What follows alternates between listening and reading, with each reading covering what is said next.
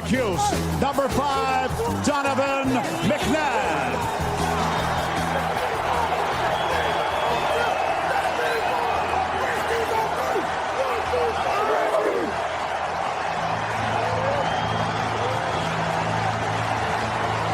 It was a wonderful and overwhelmingly positive return for Donovan McNabb. A huge ovation by this crowd. The fans that he played for, a quarterback for the Eagles for 11 years. Now he's with the Washington Redskins, taking on the Eagles. And welcome to the broadcast booth, everybody. I am Joe Buck. That's Troy Aikman. Pam Oliver's coming up in just a second. So now the answer to that question has been answered. How will the fans greet Donovan McNabb in his return? It was really a nice moment. Now that's over with. And the question is, how will McNabb play? And are the Redskins good enough to win this game? Well, that's what Donovan has talked about all week, is that it all comes down to winning a football game. And how do they go about doing that? To me, they've got to be able to run the ball, something they have not done really all that well yet this year. And yet it's the one thing you thought that Donovan McNabb would benefit from when Mike Shanahan was the head coach, because he was notorious for being able to run the football there in Denver. That's going to be important here today. On the other side, Michael Vick, who was his understudy last year, talking about McNabb's. No quarterback right now is playing any better or any more dangerously at that position. Well, Andy Reid came into this season awfully excited about the youth of this football team, and you can only imagine how excited he is now with the play of Michael Vick, where he has really, football team has been down in the red zone and scoring points. It was a team that had struggled scoring touchdowns, but that's no longer a problem here in Philadelphia. Take a look at the weather. It is a blustery, chilly day in Philadelphia. Overcast, and there is a significant chance for rain as we get deeper into the late afternoon and early evening here in Philadelphia. So it'll be the Eagles starting with the football, and that means Michael Vick. And the number 9 rated overall offense in the NFL. And Vick lit it up last week at Jacksonville. Glad you're with us today on Fox. Ellis Hobbs on the return from the goal line.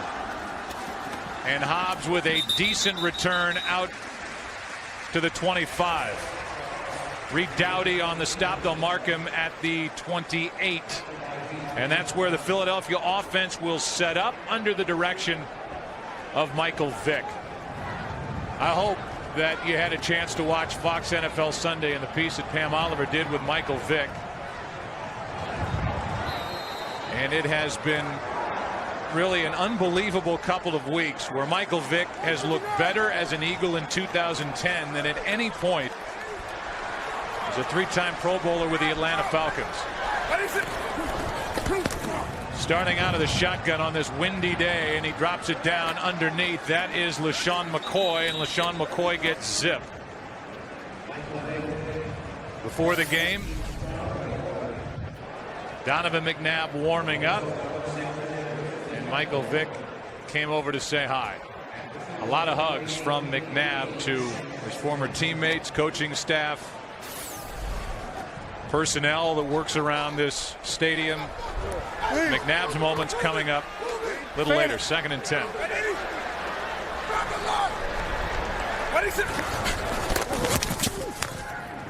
Underneath, this is McCoy. A little room to maneuver, and LaShawn McCoy is knocked down inches shy of the 35-yard line. A gain of 7. McIntosh on the stop. And we look at this defense, Troy, and the question is, do they have the personnel to be a 3-4 defense? And the guy who's not starting at outside linebacker is Andre Carter. Instead, it's Lorenzo Alexander. Well, the answer to that question is probably no, not at least at this time. But you know, a defense that Mike Shanahan believes in. That's why Jim Haslett is here as the defensive coordinator, and that's the scheme they're going to stick with. On 3rd down, Vick stays upright, strings out the play, and then throws it away. And it's a good start for this Washington defense. It's a 3-and-out. And Michael Vick took a shot from LaRon Landry at the end of the play. Well, I can assure you that if LaRon Landry, number 30 right there, has an opportunity to put a hit on you, whether you're a quarterback, a receiver, or a running back, that's exactly what he's going to do. Brandon Banks, who was just activated, is waiting for the punt from Rocca. And Rocca hits a line drive. A boomer back to the 10. Banks with some room. Welcome to the Redskins for Brandon Banks, who is down inside the 40 in a terrific start to this game for the Washington Redskins. 51-yard punt return by Brandon Banks. And here comes McNabb.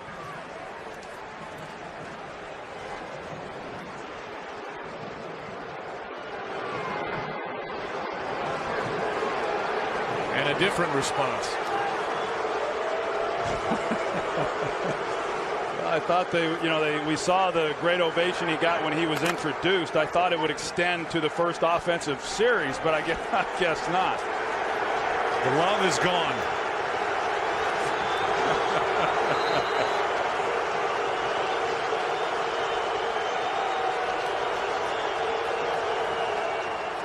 McNabb almost stumbled and on an end around at Santana Moss, who is dragged down with a horse collar tackle, and that will add yardage. Quentin Michael guilty.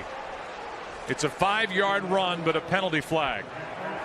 Personal foul, horse collar tackle, number 27, defense, 15-yard penalty from the end of the run, automatic first down.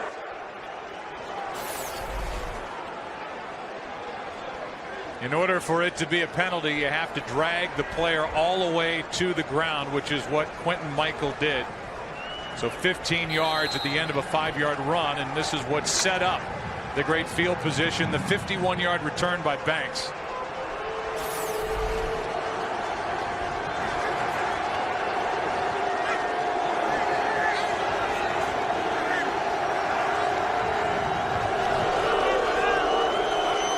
Redskins have been terrible in the red zone, which is where they are now, and they hand it to Clinton Portis, who lowers his shoulder into Ellis Hobbs, a gain of 7. A lot of discussion last week on Clinton Portis and what exactly his health was. He went down in last week's game against the St. Louis Rams on a nice run, really, and no one within about 3 to 4 yards of him, and he took a dive himself. And no one was really able to explain that. It was odd to me because this is one of the toughest running backs. I guess he does have a hand injury, and he'll be playing today until he gets tired. And I guess he is now tired, and that's why he's on the sideline. And that means that Terrain gets it, and Ryan Terrain is in for the touchdown. And in a blink, the Redskins have come in here with a record of 1-2 and made a statement here on the road. A 12-yard touchdown by Terrain. Well, Ryan Terrain, he goes right through Quentin Michael, the safety for the Eagles. He's going to be the guy who comes up right there to make the tackle, and Terrain just goes right through him on his way in for the touchdown. And now Gano to make it 7-0 Redskins.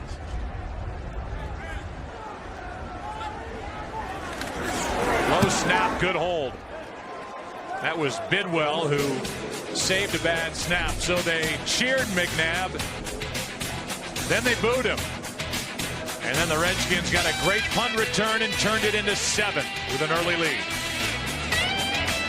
Well, a good start for Washington. They get the big punt return from Brandon Banks, who was just activated. They set up inside the red zone. They came in having just scored 2 touchdowns in 9 trips, tied with Pittsburgh for the worst in the NFL in touchdown percentage in the red zone, and they get a score on a 12-yard carry from Ryan Terrain, a guy who had played in only 2 games prior to last week in St. Louis when he was with the Denver Broncos and Mike Shanahan back in 2008. Yeah, 15 career carries is all he had prior to last week's game. The big concern with him, Mike Shanahan feels that he's got great upside. It's just a matter of whether or not he can stay healthy. Jorick Calvin is waiting deep for it. First it was Hobbs, now it's Calvin, and he will try and take it out. And he just gets smacked. Lorenzo Alexander, who gets a start at the end of a 20-yard kick return by Jorick Calvin. Let's listen back on the touchdown. That's terrain through Quentin Michael. And then Lorenzo Alexander on the kick return by Jorick Calvin. A 20-yard kick return does that.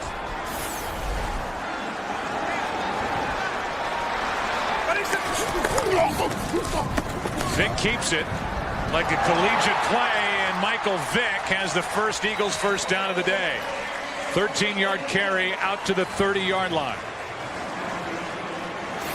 Well, Brian Arakpo, he's in a perfect position to make the play there on Michael Vick, but that's the challenge. Even when you maintain your assignment, you're in a great defensive position to make a play. He's elusive, and he picks up a nice yardage there. 13 yards for the guy who is number 3 all-time career rushing yards by a quarterback, trailing number 1 Randall Cunningham and Steve Young. This time the handoff is made, and carrying it out across the 30 is Mike Bell. A gain of 2. Let's go to Kurt Menefee for a game break.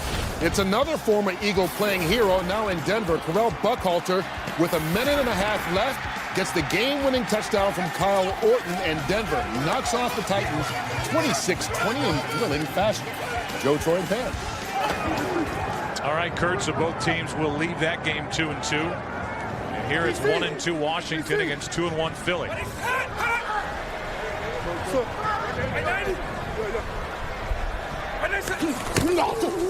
On second down, and Nate McCoy. Sean McCoy eventually tried the left side, picked up 5. McIntosh on the tackle. You know, on that one play that we saw of Michael Vick where he kept it and was able to juke Brian Arakpo and pick up the 13 yards. That's an element of the offense that was expected when the season began and Kevin Cobb was going to be the starter. That's not something that they want to major in now that Vick is the starting quarterback, because they want to try to minimize the hits as best they can. Obviously, he's made some great plays here in recent weeks running the football, but the Wildcat package, as they once knew it, is not as big a part of what they'll now be doing offensively. On third down, inside handoff, and short of a first down is LaShawn McCoy. Had to get to the 40, comes up short. And after getting that first down from Michael Vick, the punt team comes on for Philadelphia. Well, those are 2 good defensive stops right there for Washington, because that's been their problem all season long, is Jim Haslett's group has just been unable to get off the field on third down. First drive, 3 passes by Philadelphia. This one, 4 runs. And now a punt. Banks is ready for another try. 51 yards, his first crack at it from inside the 10. Brandon Banks is tripped up as he crosses the 20. We'll take a break, come back. Donovan McNabb, a much longer field to navigate with his Redskins on the road, up 7. Today's aerial coverage is brought to you by DirecTV. Trying to keep that thing steady up on a windy day here in Philadelphia with rain moving in. 7-0 Redskins starting at their own 22. Handoff is to Portis. Good blocking out in front of him, and Clinton Portis picks up 7. The guy at quarterback, Donovan McNabb, wore number 5 in Philadelphia, now does so with the Redskins, and you wonder about the skill position players. At least another threat opposite Santana Moss. Right now the Redskins don't have it. There's the offensive line with Stephon Heyer getting the start at left tackle in place of the injured first-round pick Trent Williams. 2nd and 3. Blitz coming from Philadelphia. Redskins run it to the other side, and Clinton Portis is out across the 40. And Troy, with all the talk about Michael Vick so far this season, it's been Vick, Vick, Vick. The question I would have is, how good is the Philadelphia defense here after 3+ weeks of the season? Well, that is a big question. It still is. And after last week's performance, which was pretty dominant against what was a pretty average offensive team in Jacksonville, we still don't have an answer, really. The one good offense that we know they faced was week 1 against the Packers. Here's the first pass for McNabb, and he has a man wide open, and he misses Fred Davis.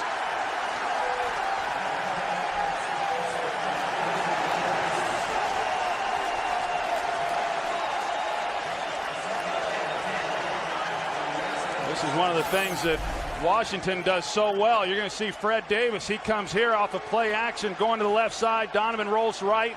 Get the whole defense flowing that way, and then you've got a wide open Fred Davis, and you just got to lay that one in. And oftentimes, the hardest ball to complete is the one when the guy's wide open. Now, wind is a factor here, but just a ball that got away from Donovan McNabb. Here is Terrain over the left side, and Terrain stays on his feet. Takes it inside Philadelphia territory, and so far, the Eagles defensively have no answer for the Redskins' ground game. Well, the Redskins create a lot of problems offensively because of their scheme. They run the zone blocking scheme. They do a good job with the running backs getting in behind that. Last week in the first half against the Rams, they were outstanding running the football. They've come out here today. They've followed up with that. And then with that, you've got to defend the whole field with the play action, as we saw with Donovan McNabb, although they missed the throw there to Davis. Here's Portis. This time Philly plays it well, and it's Trent Cole who makes the play. Prior to that, carry by Portis, who lost 3. The Redskins had carried it for 55 yards, an average of over 9 yards per carry, and that's what you expect when you see a Mike Shanahan coach team. Yeah, I mean, if they're going to run this offense that Mike Shanahan and his son, the offensive coordinator, Kyle Shanahan, want to run, it starts with their ability to run the football. And once they get that going, like we have seen already here in the early going, it opens up a lot of things then off the play action. Right at midfield, second down and 13. Set up a screen. Portis makes a couple of guys miss. Good play by Clinton Portis, still going.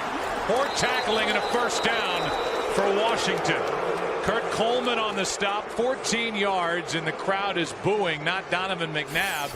They're booing the Eagles defense. Well, Jaquay Parker, he comes in, he's got a shot at him right there, and he's just unable to make a tackle. And Clinton Portis expecting to go down. You see him protect the football, thinking that he's going to go to the ground, but he's able to come through that one. And another nice pickup. McNabb has missed on the one deep throw. He missed a lot of open receivers in his time here in Philadelphia. That was more the reaction from the Eagles fans here as they keep it on the ground. Why not? Ryan Terrain carries it, and this time it's well played by the left side of the Eagles defense. No gain. I think coming into this game, Joe, for Donovan McNabb, obviously an emotional week. He downplayed that all week long, wasn't sure what his emotions would be, but yet you know that he wants to play well in this game. And so with that, getting off to a good start early was going to be extremely important. Now, it hasn't been what he has done. He missed on a wide open guy who maybe scores a touchdown, but the fact that the offensive line and these running backs are doing what they're doing, it's allowing Donovan to settle in. Now they try the left side with Terrain, trying to get to the edge. And Terrain picks up 5. Third down and 5 for Washington. I got to tell you, Joe, I'm a little surprised by how much we have seen already of Ryan Terrain. I know in our visit with Mike Shanahan on Friday, he said Clinton Portis is my guy. Even though Terrain came in the second half last week, that was primarily because of the hand injury to Portis. And I figured that Portis was going to get a bulk of the carries, but they've done a nice job of splitting that right now between those two. First third down for the Redskins. Worst in the NFL. Third down percentage. This is Cooley. Touchdown Washington, and a perfect throw from McNabb. He missed a wide open Fred Davis, but he laid it in perfectly to Chris Cooley for Cooley's second touchdown of the season. Well, Cooley just comes straight off the ball. He's going to be on a seam route, and the guy who's got to carry that is Stuart Bradley. And he just is unable to get to him. And Mike Shanahan said this week, hey, as quarterbacks, you make your money on third down. Well, good payday right there for Donovan McNabb. This to make it 14-0.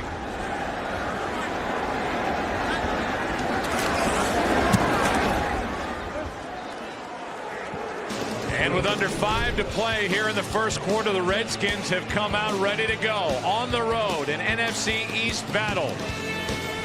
It's now McNabb and Shanahan in Washington, and they lead 14-0.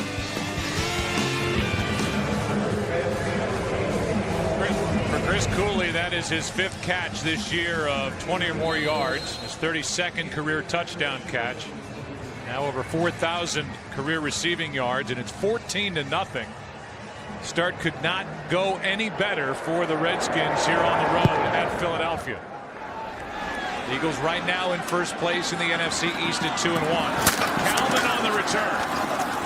Jorrick Calvin got it across the 25. We'll take a break, come back and see if Michael Vick and the Eagles offense can figure it out. Down by 2 touchdowns. We ask you to support the NFL's A Crucial Catch breast cancer awareness campaign by bidding on authentic game day NFL pink products and experiences at NFL.com/auction. Proceeds benefit the American Cancer Society. So with that splash of pink on these uniforms, whether on the shoes, the gloves, the towels, whatever.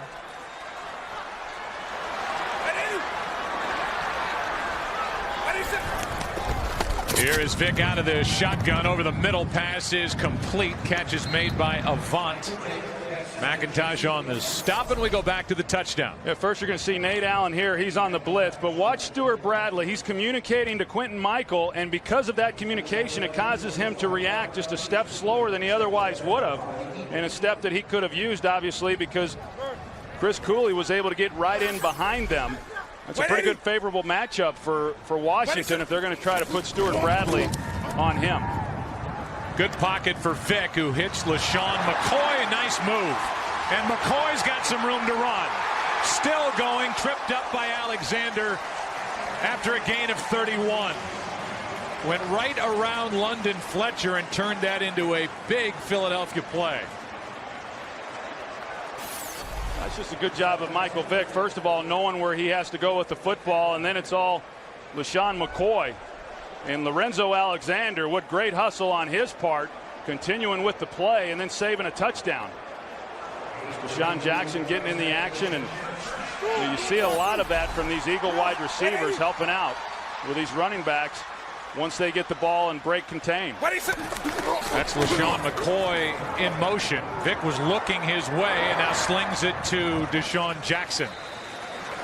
And Deshaun Jackson, who already has 6 catches of 25 or more yards, which is more than 19 teams across the NFL, picks up 6. Well, and Michael Vick was talking about Deshaun Jackson the other day and said, hey, I've still got an awfully strong arm, and you know, he's never had a problem reaching anybody down the field, but he said with Deshaun Jackson, it takes everything he has to try to hit him in stride. Week in and week out, Deshaun Jackson's the fastest player on the field. Second down and 4. Vick flushed out. And now we'll try and get to the edge. Depends on the spot. And they're going to mark him a yard shy of a first down. Picked up 3. That's the element, Joe, of course, that we've seen for a number of years from Michael Vick. But what has gotten everybody's attention here over the last 2.5 games has been his ability to throw the football. And I don't know that a lot has really changed. I know that in watching him, and then more importantly in talking with him, he's just become a student of the game, and he knows this offense, and he knows where the open receivers are, so he's not as inclined to just tuck it and run when he sees the first guy covered. Handoff is to McCoy, and McCoy ran into a lot of bodies, and as we always say, it depends on the spot, and he looks to be short. Well, let's say this for Michael Vick, and we're going to have a measurement. Vick has never had the weapons that he has here with the Philadelphia Eagles. He's a different person, it seems, off the field. He's more dedicated, as you say.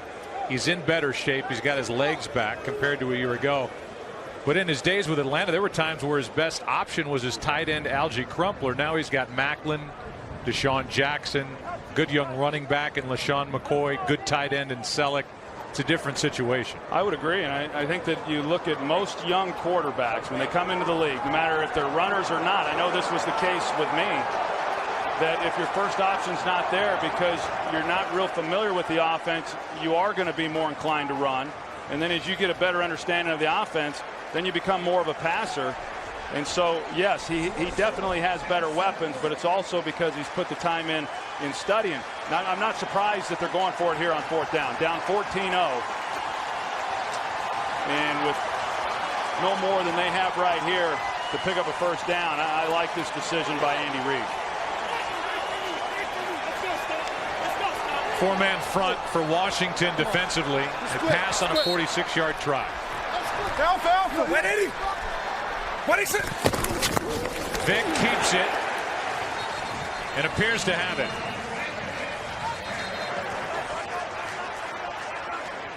You can see the FAR official say it's a first down with his left arm. And with where his foot is, that's a first down Philadelphia and a conversion on fourth down. But Alberto Riverone's going to call the chains out anyway. There wasn't a lot of push. Michael Vick's going to get it. He starts to his right. Just tries to get in behind Max Gene Gillis, the right guard, along with Mike McGlynn, their center. And I thought he picked it up. And he did. Gene Gillis gets the start at right guard in place of Nick Cole, who has had swelling in his knee. Cole is active, though. He's the only backup center Andy Reid has after the Eagles lost Jamal Jackson. He's on IR with a torn triceps, an injury suffered week 1 against Green Bay. So it's a first down for the Eagles. Michael Vick, who's thrown for more than 250 yards each of the last 2 games. First time in his career he's done that. Vick over the middle. Selleck out of his reach, incomplete. Kareem Moore with coverage, no flag, as Vick missed the open tight end. You know, one of the things that Marty Morningwig has been working on with Michael Vick is his accuracy and trying to bend that front right leg as he throws. And when he's able to do that, he throws with a little bit more accuracy. And that's a ball that got out in front. But here's the right knee that they've been working on. You see the bent knee there. And Michael Vick, in visiting with him, says it's something that he has worked extensively on, both before practices and then after practices. Of course, once you get into the game, it's all reaction. Here's a handoff to McCoy. Tried one way, now ducks underneath. Went right underneath Carlos Rogers and picked up 4. I think that's the thing that has gotten lost a little bit, Joe, with regards to Michael Vick and the way that he has played is the amount of time that he put in last year. He ran the scout team when he got to Philadelphia. He was 20 pounds overweight. And he knew that if he was going to be the quarterback that he wanted to be, especially within this offense, he was going to have to work at it. He was going to have to study it. And he was going to have to be able to deliver the ball from the pocket. And that work has paid off for him. Check. Lead. It's third down and 6. And Vick. Penalty flag flies. Vick has first down yardage and more. Still going. Short of the goal line, but a penalty flag is down back at the 30. And Vick is hurt.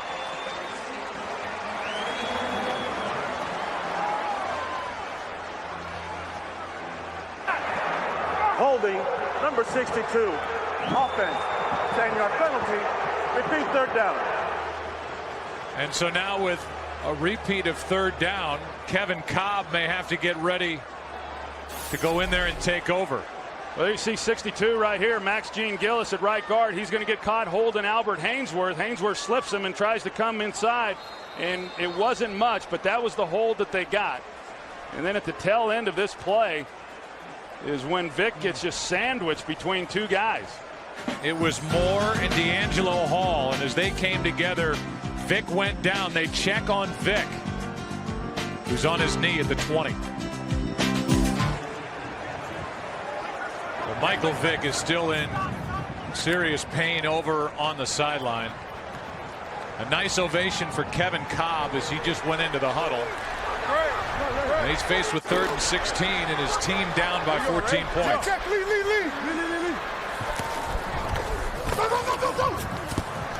Cobb buys a little time, hits Avant, and Jason Avant is knocked down at the 31, a gain of just 3 as the first quarter expires. Here's the hit on Michael Vick. Kareem Moore, D'Angelo Hall. And this may be Kevin Cobb's team again. here in week 4. End of the first quarter. Back after this from your local Fox station.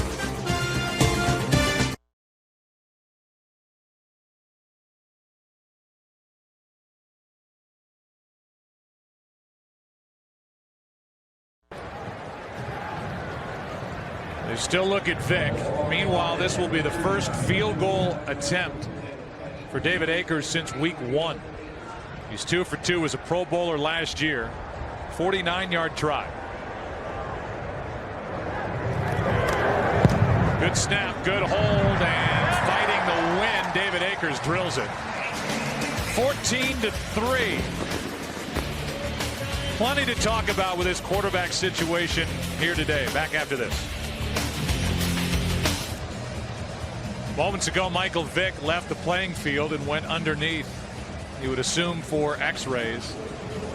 Whether it's a rib issue, collarbone, whatever it is, he was crunched between Kareem Moore and D'Angelo Hall. So while he's in pain, nobody could dream up, Troy, the narrative with his quarterback situation. McNabb's traded on Easter to a division rival, Washington, for Kevin Cobb. Cobb goes down in week 1. Vick is a revelation.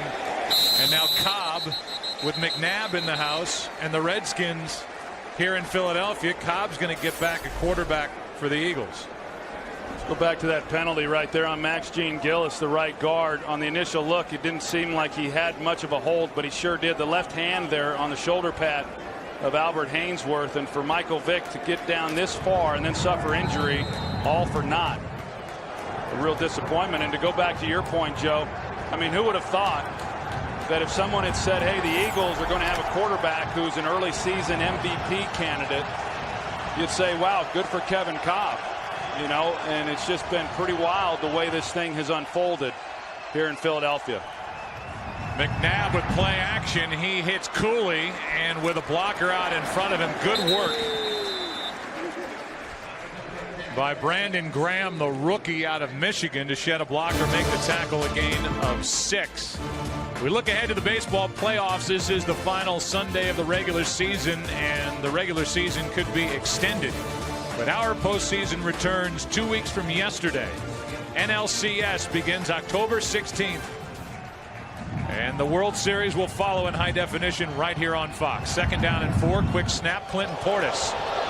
And Portis looks terrific here early for Washington. Gets 5 and a first down. Well, he really does, Joe. I mean, there wasn't a whole lot there initially. You got a defender in the hole, and he's showing some real quickness. And, you know, you wonder, or at least I do, what kind of career, and not that his career is over by any means, but what his career would have looked like had he have stayed in Denver there with Mike Shanahan. His best seasons were his 2 first years under Mike Shanahan, over 1,500 yards rushing both years and 5.5 yard per carry average. McNabb stumbled, he's in trouble, buys time and fires low for Joey Galloway.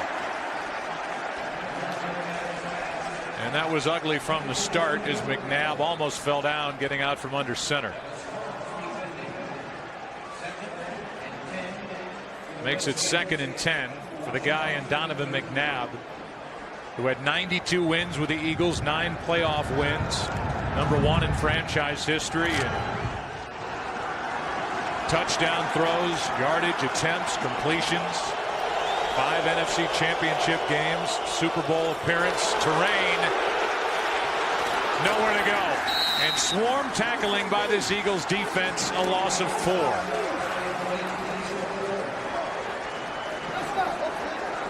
Well, that's exactly what they needed out of the Philadelphia Eagles defense. And you see Sean McDermott, the defensive coordinator, and you know, this is a group that is just now beginning to come together. A few new pieces there on that side of the ball. Ernie Sims comes in as a free agent. Of course, Nate Allen on the back end as a rookie. Brandon Graham, another top pick for them. And last week they showed some great signs of coming together as a unit.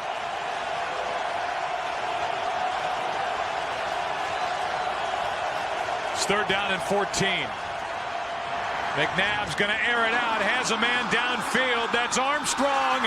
Armstrong with a catch and then stumbles out of bounds. But how about the completion to Anthony Armstrong on 3rd down and 14 of 56 yards?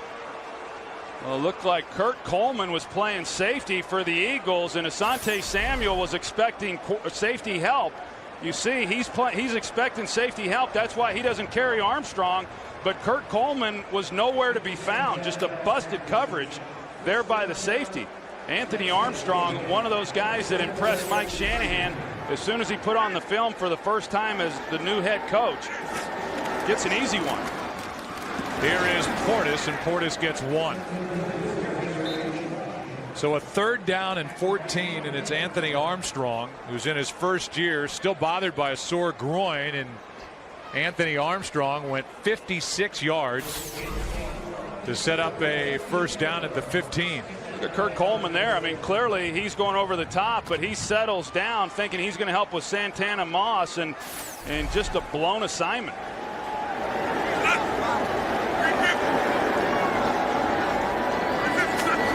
Now 2nd and 9. Screen for Clinton Portis. Blockers in front. Portis sets up 1st and goal from the 3. A gain of 12, and the Redskins are 3 yards away from their 3rd touchdown of this first half. An Eagles offense, rather a Redskin offense, that had gone down the field for only 4 touchdown drives in 33 possessions coming into this game.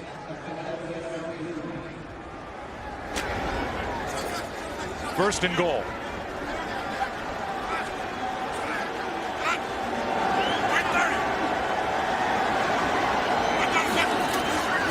Brandon Banks gets it on a toss and is tripped up. A penalty flag comes in.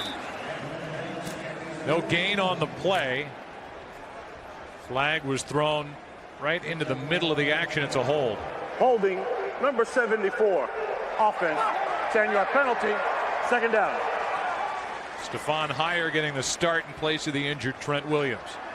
Yeah, making his 2nd consecutive start for Trent Williams, and they're at left tackle, and there's the grab right there with the you saw him. He tripped Darryl Tapp there. But for an offense that has been struggling here in recent weeks, to be able to move the ball and put the points up like they have here today has been pretty impressive. Portis at the top of the screen. That was the first Redskin penalty of the day. Here's Banks again. And a penalty flag again is thrown. First guy there was Joselio Hansen. Darryl Tapp out there to clean up, and a loss of 5 on the play.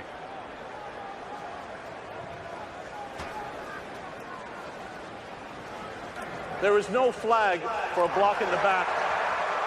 2nd down. But still a loss of 5, and the ball is back at the 18. Well, you see the throw there to Banks, and Santana Moss there was the one who they initially had thrown the flag on, and they probably could have kept that flag out there. Instead, they pick it up. 2nd and goal from the 18-yard line. Here is Terrain. Stuart Bradley drags him down at the 10, and let's go down to the field and check in with Pam Oliver. Well, Joe, Michael Vick left the field in some serious pain, and it turns out for good reason. Vick has suffered a rib injury. They're evaluating the extent of it now. So far, Vick's return is listed as questionable. Back to you. All right, Pam. Well, it was last year Donovan McNabb missed weeks 2 and 3 with a rib injury, and that's when Kevin Cobb took over and threw for over 300 yards in each start. It's 3rd down and goal.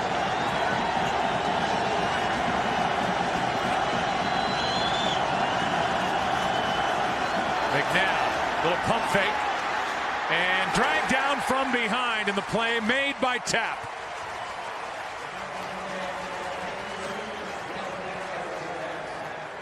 That will bring the field goal unit on to the playing field for Washington. You can see Roydell Williams here. He's going to run a seam route, a little out and up, and Donovan McNabb has a chance on him right there if he's just able to lay it over the linebacker, Stuart Bradley, but he didn't feel like he had the time or just simply didn't see it. And now a 26-yard try by Gano. High snap, good hold. And it's a 14-point game again. Redskins add to their lead. They got the 56-yarder to Anthony Armstrong and come away with only 3.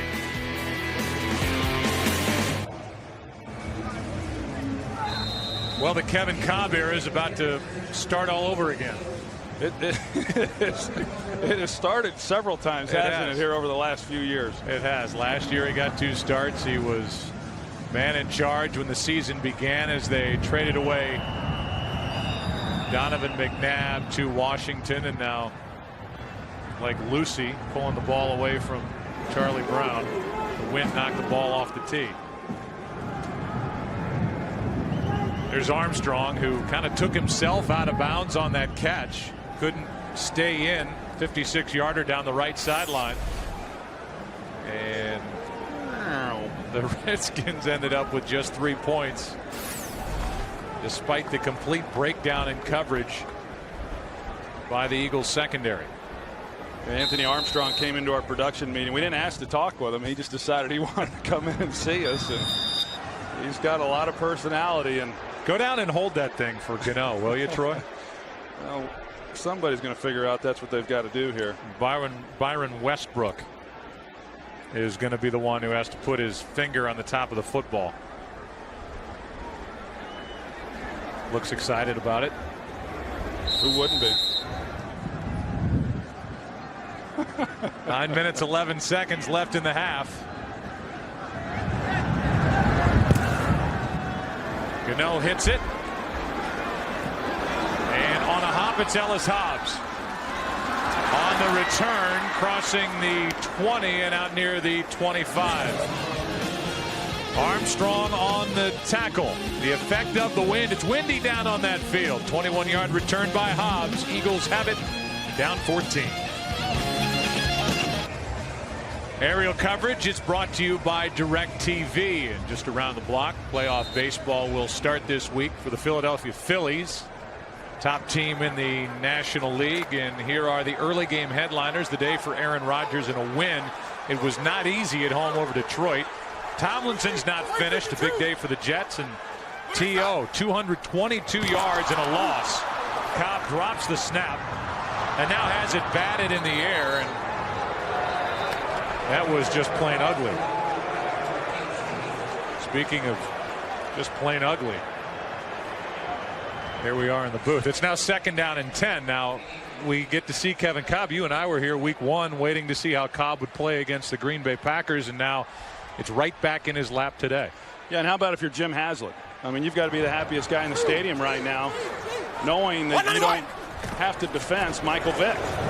Here's a handoff to LaShawn McCoy, and this crowd is getting restless. Here's a game break. Here's Kurt Menefee. And here are the San Diego Chargers taking the lead against Arizona. Mike Tolbert 5 yards out, and leapfrogging in the process. It's 14-7 Chargers on top. Tolbert, my kind of running back, 5'9", 243 pounds. Joe, Troy, Pam.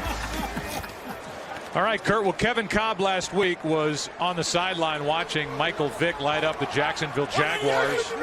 He said it was tough to watch.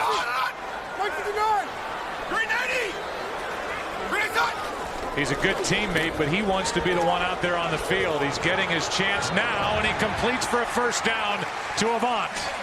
And on 3rd and 10, 17 yards and a crisp throw from Kevin Cobb.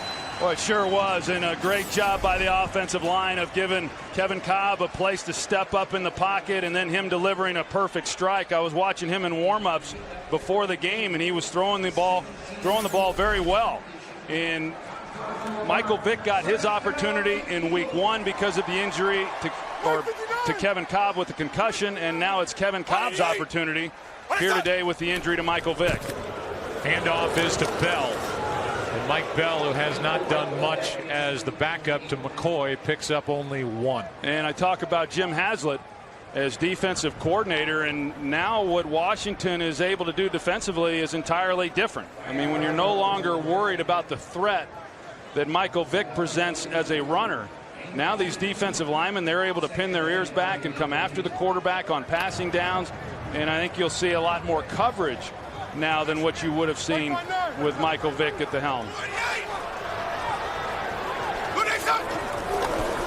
On 2nd down and 9. Good pocket for Cobb. He comes underneath and completes. That's his fullback Schmidt. Breaks the tackle, went right through Buchanan, and picked up 13 yards and a 1st down. Well, this offensive line does a nice job. Watch this side right here. Max Gene Gillis along with Winston Justice, they form a nice pocket there along with the left side Jason Peters. And you know, if they can give Kevin Cobb that kind of protection and allow him to kind of settle in right now and find receivers without being rushed, I think we'll see Kevin Cobb have himself a heck of a day. They do an end around. It's Deshaun Jackson. And D'Angelo Hall does a nice job, makes the play a gain of only 1. Tomorrow on an all-new house, time is running out for a desperate woman, and the team has only one chance to uncover the truth. It's an intense race against the clock with an ending that will leave you stunned. An all-new house tomorrow at 8 Eastern, 7 Central here on Fox. That was one of the worst runs I've ever seen from Deshaun Jackson. he had a decent blocker out there, and he just ran right into it. That was the tackling prowess of D'Angelo Hall that made that play happen. Well, D'Angelo Hall, he will come up and make a tackle. 2nd down and 9. Cobb underneath it. Schmidt again. And the fullback who was taking the place, Troy, of the injured Leonard Weaver, a really good fullback and a Pro Bowler from a year ago, has made an instant impact in this offense. Yeah, the same Leonard Weaver who was the team's number 71. Offense. 10-yard penalty. Repeat 2nd down. That surprised Jason Peters, who's guilty of a hold. Well, let's see if he did. That's Brian Arakpo that he's having to try to block. Got him with the left hand. So a good call against Jason Peters, and that eliminates the reception by Owen Schmidt. Well, a couple costly penalties right here. Of course, the one on Max Gene Gillis when Vic goes down, and then after a nice gain there by Schmidt, they get Peters. 88. On 2nd and 18, it's a screen from McCoy, has some room, and LaShawn McCoy is wrestled down right at the marker. 17 yards. Looks to be inches short of a 1st down. Landry on the stop, but a nice play on 2nd and 18. Well, it's set up very well. You've got Max Gene Gillis as well as the center, Mike McGlynn, leading the way, and then LaShawn McCoy just shows what he's capable of doing in the open field. He cuts it back and picked up about 10 yards there on his own. And now with less than a yard to go in the area where you would have to believe the Eagles would take 2 downs to get the 1st down. If they don't get it here, it's 3rd and 1. Blue 88. What is up? It's McCoy. 1st down. LaShawn McCoy tripped up by Golston.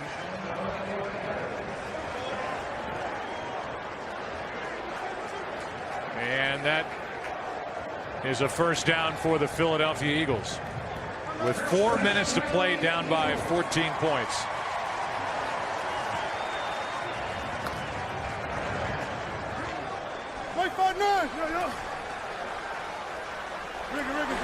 Blue 88. What is that? Here's McCoy. Nice move. LaShawn McCoy showing what he can do. Down inside the 21, a gain of 13. The Eagles do a nice job. They run a double stack, 2 receivers on each side, and LaShawn McCoy is going to come out of the backfield just on an angle route. You see Rocky McIntosh comes up there, and he's in a great position to make a tackle for minimum gain. And LaShawn McCoy, again, just showing the elusiveness that he possesses. Pretty safe. Safe throws by Kevin Cobb, and it's been effective. Here's McCoy right side, and a good play is made by London Fletcher. A gain of 4. Just think LaShawn McCoy, who last year was able to come in and really have a nice rookie season. And then he has followed that up by improving in his pass protections, and they're involving him a little bit more as a receiver. A nice deal for the Eagles when you go from Brian Westbrook and then you pick up a guy like McCoy, who not quite as accomplished as a receiver, but still able to do a lot of the same types of things within this offensive system. Second down and 6. A screen. McCoy again. Everything close to the line of scrimmage, and LaShawn McCoy picks up 4.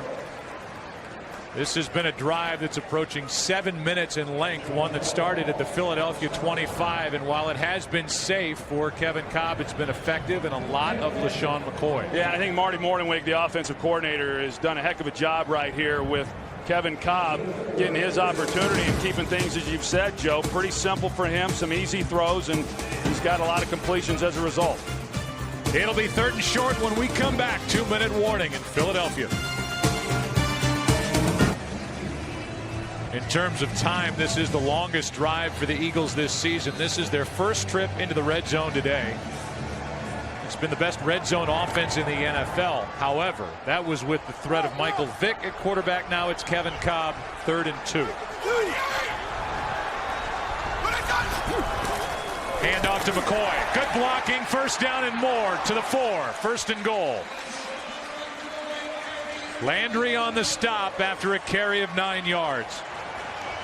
And now McCoy is slow to get up, if he gets up at all. Well, without Vick, you already lose 40% of your run offense. Without McCoy, you have no running game. So they check on McCoy with 1:45 left in the half. LaShawn McCoy got up and walked off the field. So it's Mike Bell in there at running back with Kevin Kolb. 1st and goal. And it's Bell to the 2. First guy there, Rocky McIntosh. You look at this drive, Joe, and talk about how many plays. That was the 13th play on this drive. Shouldn't be surprised by it. Washington's defense leads the NFL in having the most 10-play drives against them. And I know Jim Haslett has talked about the inability of their own offense to run the ball, and that's why they've been on the field as long as they have through the first 3 games. But they've not stopped people as well. The Eagles have converted 3 of 3 here on this drive on 3rd down. They fake the end around, looking for Selleck. It's not there. And Kolb throws incomplete. Landry on the coverage. He just kept trying to get it to Selleck, and it never opened up. Yeah, and you got to be real careful there if you're Kevin Kolb. As you stretch that out, you start coming towards the sideline. There's a lot of bodies in there, and I know you want to try to fit a pass in, and he's trying to squeeze this one into Brent Selleck. That's a dangerous throw right there by Kevin Kolb. Now McCoy is back in the huddle on the field. It's 3rd and goal. Hey, block over! Block goes. And it's McCoy. Cuts it back to the goal line. No signal. And short of the touchdown. It's 4th and goal. Boy, this was awfully close. We'll see here if they're going to be able to take a look at this upstairs.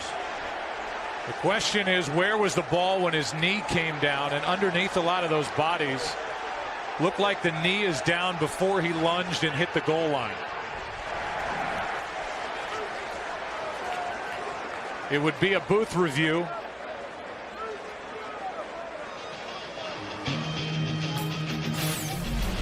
And that's what we're in, a booth review to see if McCoy got in. We'll get the call when we come back. We're in a booth review. We've looked at it 1,000 ways. There doesn't appear to be any irrefutable evidence to overturn the call. Watch the knee down right there. The ball seems short of the goal line until now when the lunge is made by McCoy.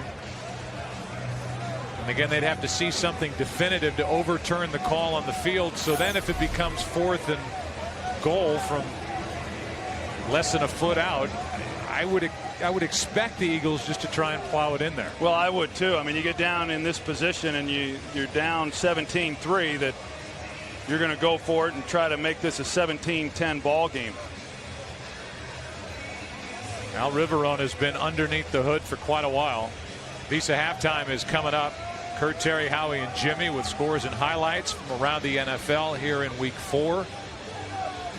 Fox Sports Ticker will keep you updated with stats throughout.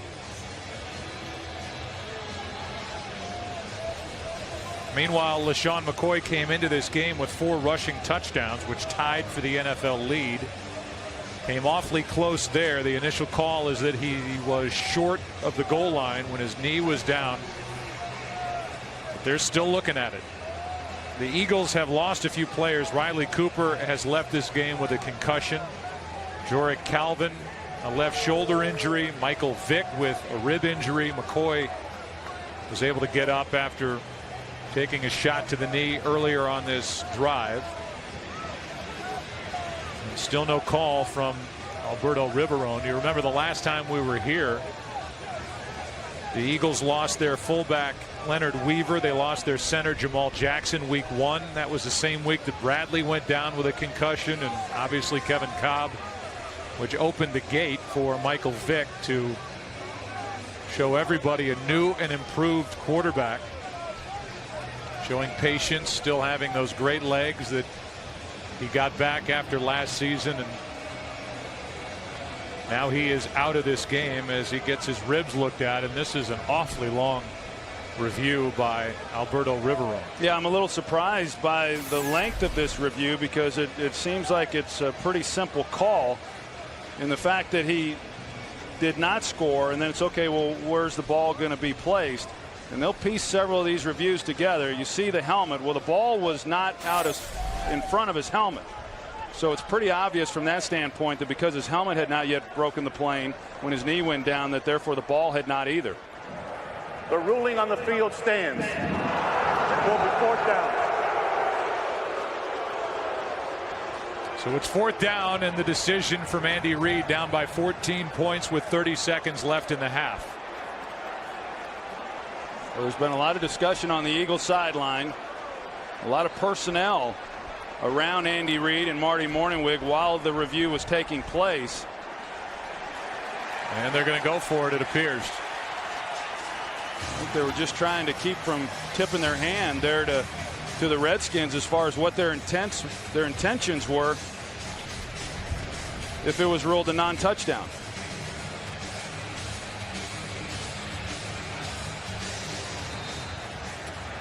And now a timeout will be taken by Philadelphia.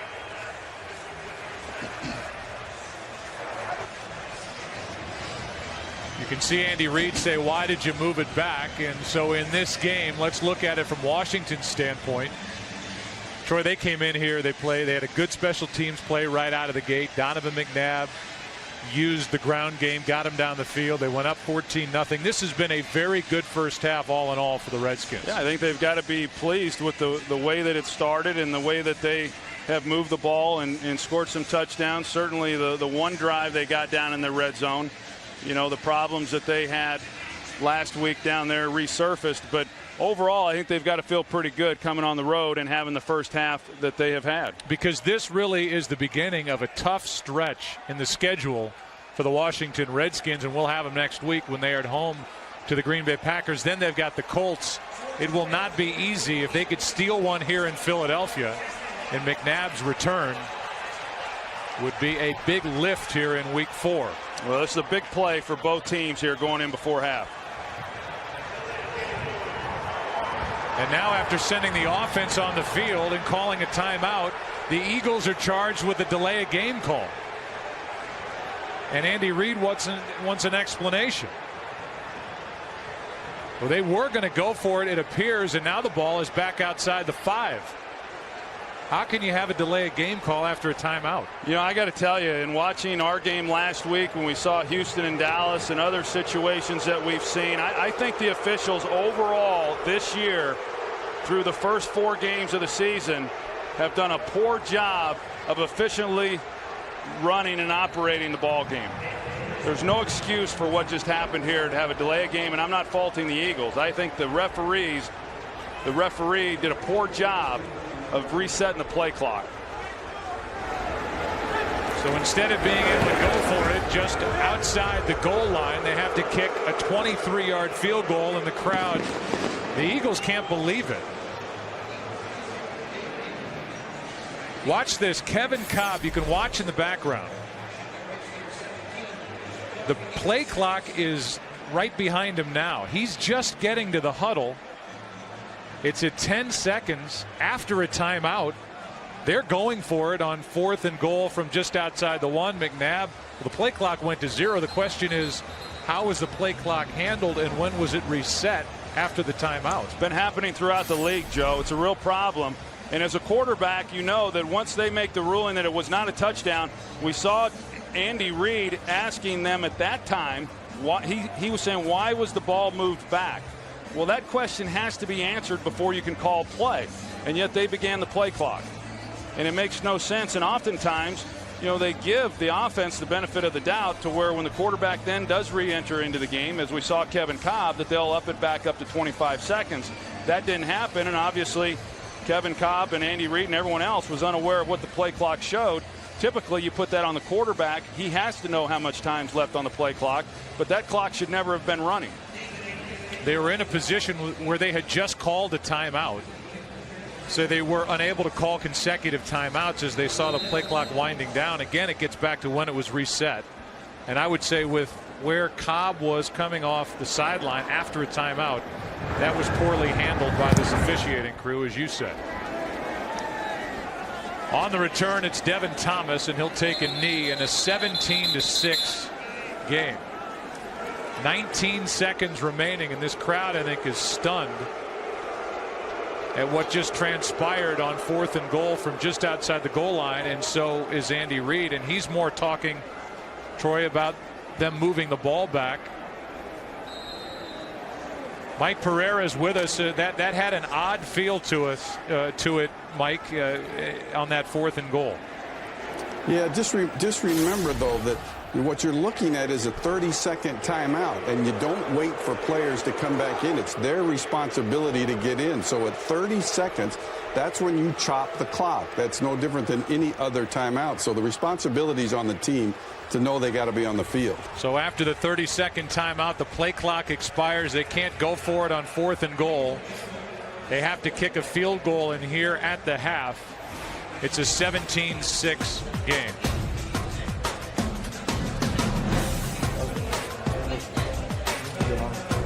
The NFL on Fox will continue after a word from your local Fox station.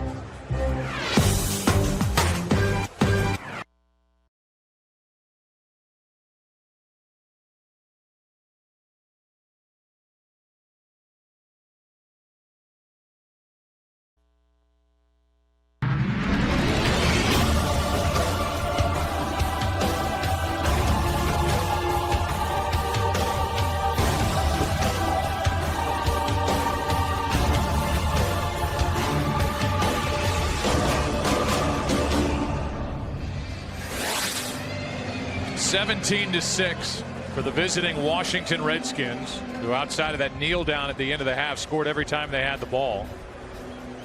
There are the stats. Passing yardage is even at 115. Time of possession is actually dominated by the Eagles. They had that long drive that ended in just a 23-yard field goal. And there was a lot said about that 4th and goal, then the play clock expiring. I know Jimmy Johnson weighed in on it. We heard from Mike Pereira. But our conversation has continued here in the booth, and we'll try to get to some of that here early in the second half. Meanwhile, the Redskins will start with the football as Devin Thomas waits for it. Line drive, and Thomas, after a juggle, takes it from the goal line. And Devin Thomas can't make the 25. Good play downfield by Omar Gaither. The interesting part, Troy, is that after the review, which took forever, Andy Reid comes out. He called the timeout already, and he's coming out to say, why did you move the ball back, to Alberto Riberon, who's over there explaining it to Andy Reid. Meanwhile, as we heard from Mike Pereira, it was just a 30-second timeout, and all the while that 30-second timeout is expiring, and by the time Cobb got out there, the play clock had expired. And I think that has to all be sorted out before they can put him on the 30-second clock. McNabb rolls out. They've done this a lot this season, and McNabb was awfully close to being across the line of scrimmage. It's just an incomplete pass as he was pressured by the rookie Brandon Graham. I mean, to go back to that point, Joe, to me, to call a timeout and then try to figure out where the ball is. Andy Reid wants to know where the ball was placed. You can't call a play until you know the answer to that. So then to be on the clock makes no sense. And, you know, at some point, common sense has got to come into play. Here is Portis. And Clinton Portis carries it across the 30 to carry the conversation, Troy, now into the game. If you're Philadelphia, you have not shown at all that you're able to stop the ground game of the Redskins, which to this point has been not good at all, as Clinton Portis now limps off. And by this point, I mean through 3 weeks, this was the 28th ranked rushing offense in the NFL. It's 3rd and 2. And you know, Mike Shanahan and Kyle Shanahan, I mean, as long as they are able to run the ball the way they have, then they're going to continue to do that. And then it'll open up some of the things that they want to do and have done within their passing game. Timeout taken before the 3rd and 2 by the Redskins. Well, the Redskins called timeout, I think primarily to get Clinton Portis back in the huddle and on the field. Portis, there's his day. 7 carries, 37 yards, a touchdown for Cooley. 6 for 9 for McNabb. It's 3rd and 2. Redskins up 11. Quick setup and throw. The pass broken up. Good play by Ellis Hobbs. But a flag is down where Donovan McNabb is down. Personal foul. Roughing the passer. Number 50. Defense. 15-yard penalty. Automatic first down. That's Ernie Sims. Ernie Sims comes in on a blitz, untouched, right off the edge. And, man, it looked like he hit him and actually tried to hold him up. At the time that it happened, I didn't see anything that warranted a flag, and still didn't, even with the benefit of replay. I thought he came in and put a hit on him, but nothing vicious. He didn't launch himself and actually tried to hold Donovan up and keep him from going to the ground after initial contact. Instead of a hold on 3rd down, it's a penalty against the Eagles defense, and now Portis right up the middle for 11 yards down to the field, and Pam Oliver. Well, Joe, just an update on Michael Vick. He remains in the locker room and will not come out. He's definitely done for the day. The team has added a chest injury to go along with the rib injury we reported earlier. No word yet on the seriousness of either of those. Back to you. All right, meanwhile, it's an Eagles defense that is not stopping the Redskins running game at all. The Redskins came into this game ready to pound, and they are doing it up front against this Eagles squad. Now the Redskins are left with 1 timeout as they have to spend their second, and we're not even a minute and a half in to the second half. It'll be first down for the Redskins when we come back as they lead by 11.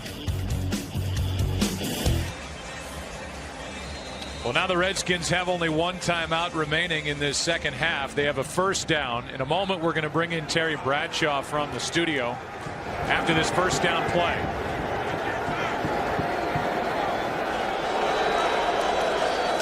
Here is Portis, and this time the Eagles defense stands up to the challenge. Parker on the tackle, a gain of 1. Terry Bradshaw, we already thank you for your time here today, and we're not going to make this kind of an interview. Just jump in whenever you want to make a comment about what we're seeing here. This has been kind of a surprising development so far in this game in Philly.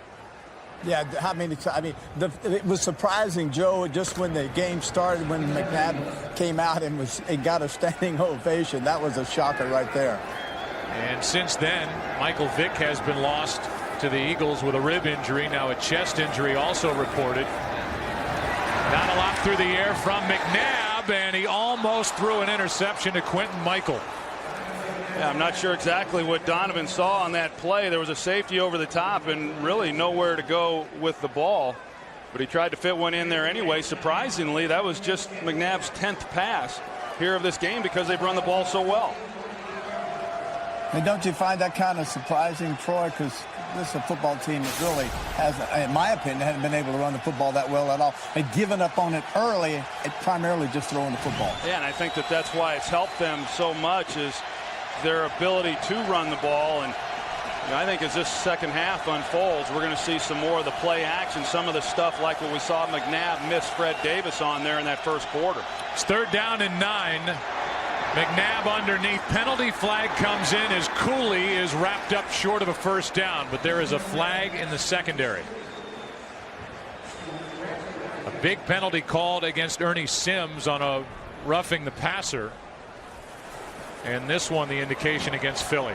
Illegal contact, number 31, defense, 5-yard penalty, automatic first down. So that's Ellis Hobbs with illegal contact. And instead of a hold on 3rd and 9, it's an automatic first down for the Redskins. Well, now we've seen this throughout the game, both offensively and defensively for Philadelphia. Big gains offensively to come back because of holding penalties. And then, of course, this drive alone, the hit that they call on Ernie Sims, and then this one on Ellis Hobbs is who they had targeted. I think it might have been Asante Samuel that they made that call on. And the bad thing about this, Troy, is that McDermott, the defensive coordinator, you're talking about 9 yards, you get a 5-yard penalty, automatic first down. And so a fresh set of downs for McNabb down the middle. This one has no chance, and it's intercepted. Poor throw by McNabb, and back the other way for Philadelphia is Nate Allen, the rookie. That's his 3rd interception, and Nate Allen is the young player that the Eagles got in the draft with a pick they got from the Redskins when they traded McNabb. Terry, we saw it a little bit earlier a few plays ago when he tried fitting one into coverage, and now you're going to see Donovan McNabb, and I don't know what he was thinking on this play. There's nobody in the area except for Fred Davis, but Fred Davis ran a curl route, and even if he had run a go route, he wouldn't have been anywhere near where that ball was thrown. Yeah, exactly, Troy. The only thing you could imagine was he felt the pressure coming in from the right-hand side. But if you do that, either pull it down and run with it or just throw it away. But I don't imagine there was a busted route. It was a bad decision. Nate Allen just named the NFC Defensive Rookie of the Month. 30 on the side, 30. What is that? So that puts an end to the drive by the Redskins, and now on first down, Cobb looking for anything, just throws it away in the direction of his fullback, Owen Schmidt. You know, Kevin Cobb, Terry, came into the season, as you know, week 1, he's the starter, and then he's out of the game, and Vic's having the year that he was having prior to his injury. And I don't know about you, but I was awfully impressed with the way he has handled himself here over the last couple of weeks. Well, Troy, I think he did exactly what he had to do. You don't need to stir it up. Because so many times people will say, well, you know, after the year, we'll see. I'm out of here. I want a chance. But I applaud him for the class that he's shown. Because you know you're one play away from being back in the football game. And he's back in, facing 2nd and 10 with his team down 11. Cobb to the sideline, and now it's dropped by Deshaun Jackson.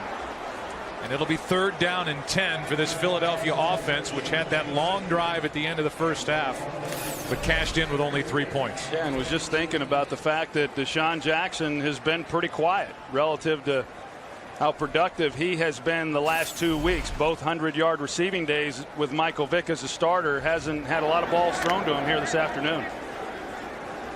It's 3rd down and 10. 188. Yeah. What's on tonight? 352. 152. 397. Go.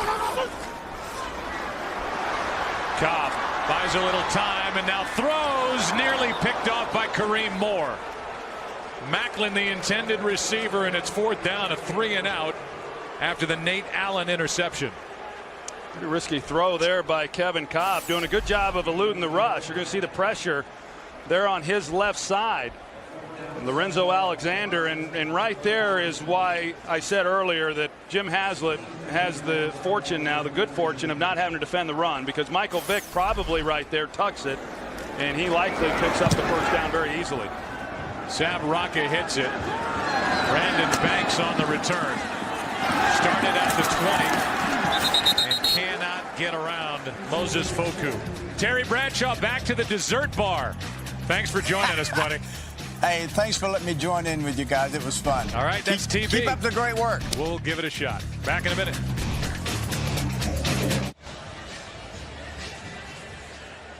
So the Redskins have it. They lead it by 11. 11 and a half minutes left in the third quarter.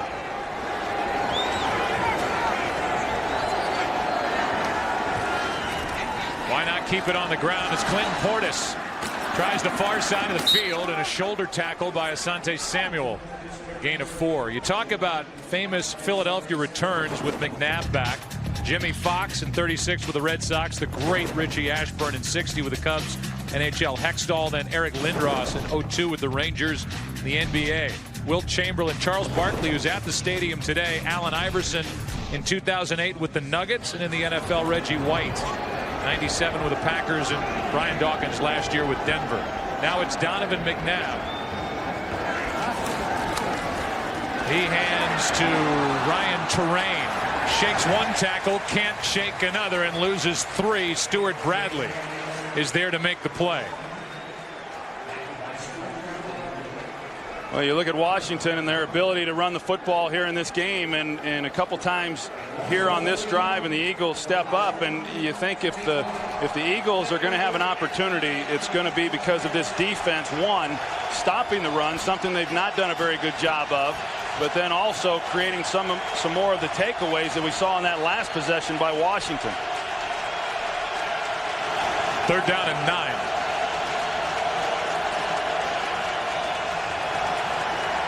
McNabb's got room to run, and Donovan McNabb uses his legs and picks up a 1st down with a carry of 13 yards.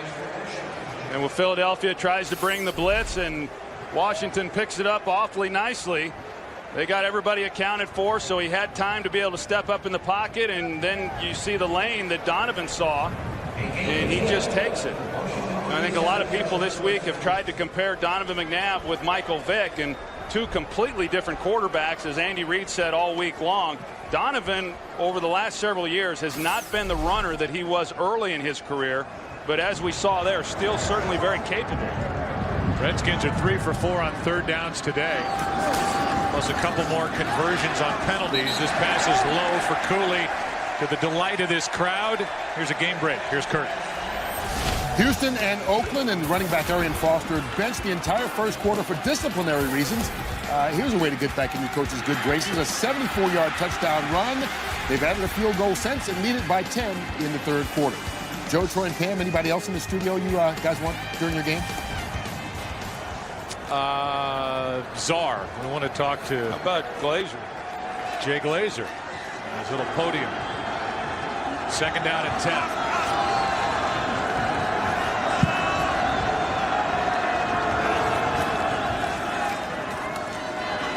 To Terrain. Asante Samuel puts his head down and just whiffs. Asante Samuel missed the tackle. I don't even know if he touched him. If he did, it was just a glancing blow, as he didn't want contact. It's a gain of 5. Well, they got him with his right arm. That's about all. You're right there. I mean, I know he's there for interceptions. He's been good in that category, but not much contact. It's 3rd and 5. Yeah, the Redskins have been good, finally, on this down and distance today.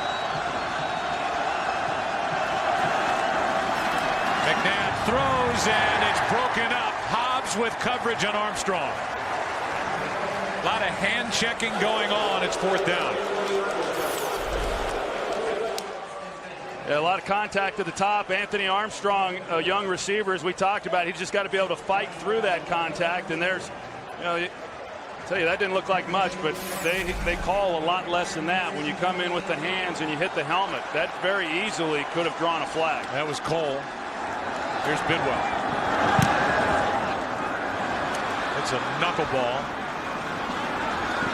And this is Deshaun Jackson with a return of 9 yards. Eagles have the ball, trying to get anything going, down by 11. We hope you're enjoying today's telecast. Starting at the 19, Deshaun Jackson has 1 catch. Macklin has nothing. What a good play. Ball comes out. That's Bell. They hit by Carlos Rogers. And they're going to mark Bell up with that forward progress out to the 24. But it was the tackle that knocked him down. The ball came out, and I guess they're ruling a fumble. He picked up his own fumble and advanced it 4 yards. Well, that was a big hit. I don't know that he had it. Yeah, I'm not sure that he had it either. There's a big hit there by Carlos Rogers right down low. I don't know that that was a secured catch. See if Mike Shanahan wants to bother challenging that call. It was ruled in the end a 5-yard gain. 4-man rush. Good pocket for Cobb, who delivers low, but it's caught. Catch is made by Macklin, his first catch, a gain of 15 yards. We look ahead to next week. Redskins leading here today. They'll be part of our action at home against Green Bay, who won. It was not easy at home against Detroit this afternoon. The Giants and Texans, Bears, Panthers, Bucks, Bengals, the rest of the slate, including the Saints and Cardinals later on in the day. That'll be week 5 here on Fox. First down, Philadelphia. Pressure on Cobb, who steps up, uses his legs. And a penalty flag comes in really late. Thrown by the referee, Alberto Riverone. Holding number 71. Offense. 10-yard penalty. First down. That's Jason Peters, who's surprised again. That's his second. Well, just some costly penalties. Take a look here again at Rakpo. And it's that left hand.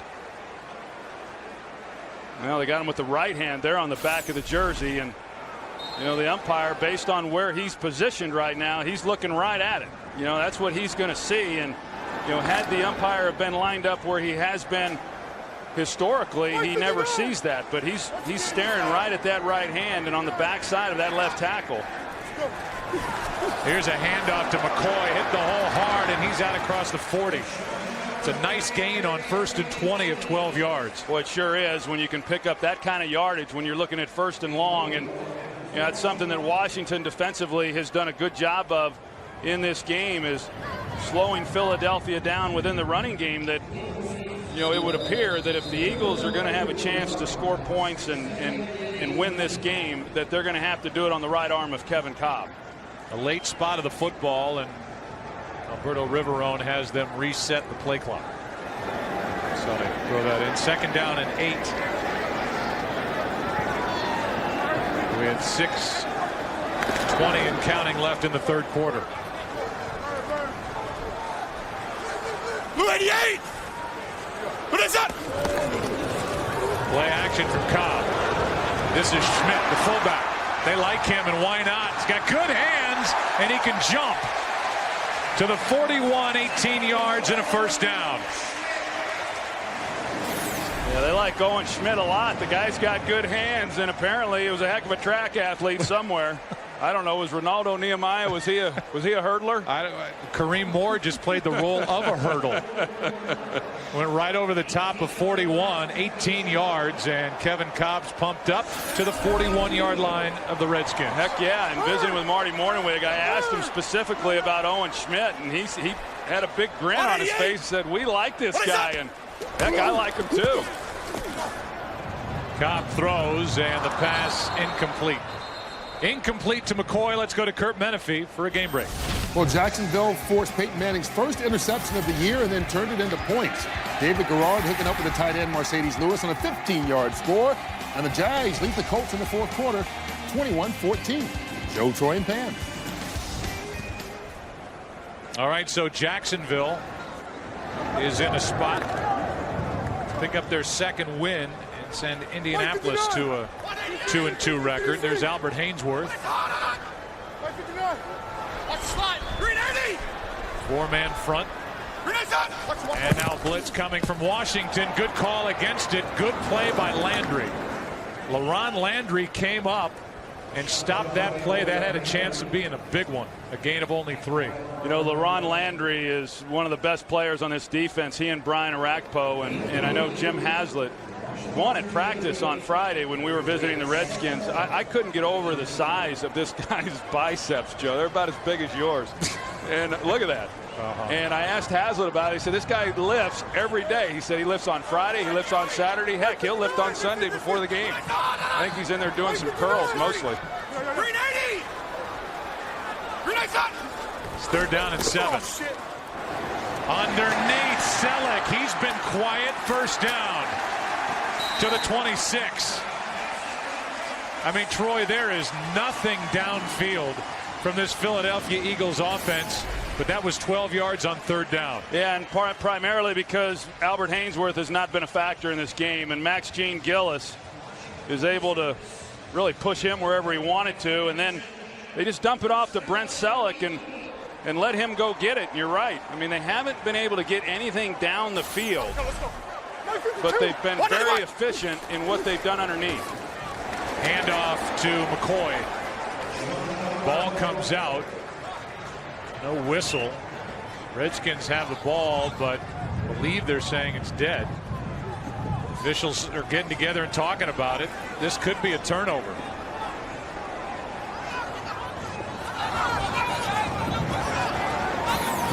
And now they're looking for the football. Let's take a look. When does this ball come out? That came out before LaShawn McCoy was down.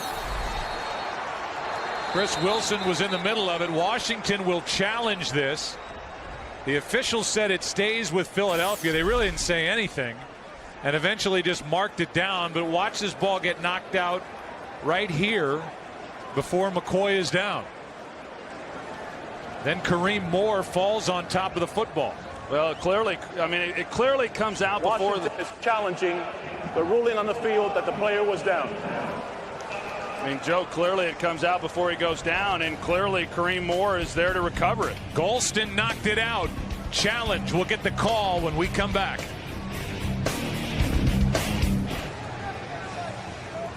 Alberto Riverone is still under the hood. It looks like this is a turnover. Mike Pereira is with us. There was really no call initially, Mike, and it seems that there was a clear recovery by Washington on the fumble by McCoy.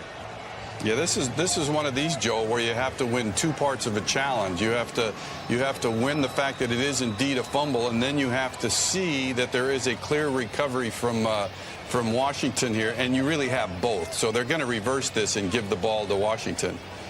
Yeah, and the umpire, as you can see, Joe, see the umpire getting that look? That's a foreign look to him. If he's back in his old spot, and, you know, the league was concerned about this, when the runner's going toward the umpire on these draws and runs up the middle, he gets a clear look. Here, he doesn't get the clear look. You can see him tilting his head, but going away from him, he's not used to that, and that's one of the issues that was a concern, and that we knew that replay might have to get involved in plays that he normally would have got. Hey, Mike, let me ask you: is there a time limit anymore on these referees going under the hood? I mean, these delays are getting ridiculous. Well, I'll tell you what, the first one I thought was inordinately long.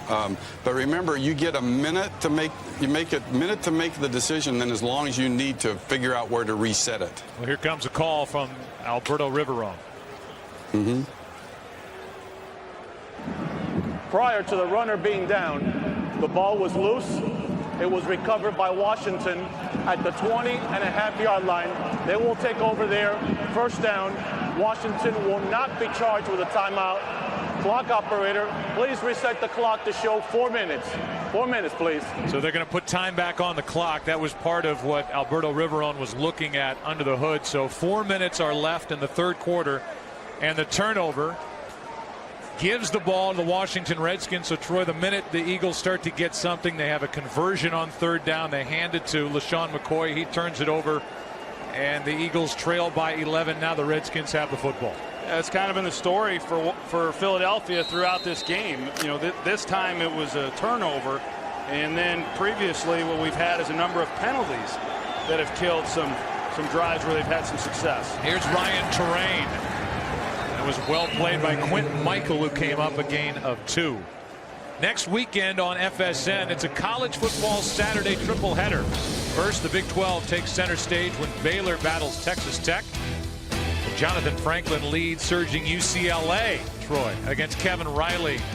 Cal in a Pac-10 showdown, and Colorado goes head-to-head with conference rival number 23 Missouri. College football Saturday next weekend on FSN. UCLA's been on a nice little roll here the last 3 weeks. 2nd down and 8. Handoff is to Terrain, and Terrain is forward progress to the 24, a gain of 1. Trent Cole in there to initially make contact, but he had friends with him. Well, we're seeing Philadelphia defensively tighten up a little bit in their run defense, after getting gashed for much of this game.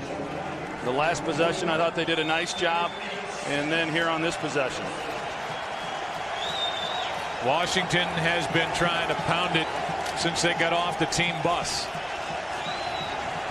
Today they've run it 24 times compared to their season average of 19 times in a game. Lowest in the NFL coming in. Penalty flag, looked like a false start on Hire, the left tackle. False start. Number 74. Offense. 5-yard penalty. Replay 3rd down. Hire was getting in his track stand, so they were rolling out to the right, so he was going to get a head start and see if he couldn't get going. It's 3rd down and 12. 2.5 left in the 3rd quarter. Crowd's trying to get into this game, but it has been rather lackluster performance by the home team.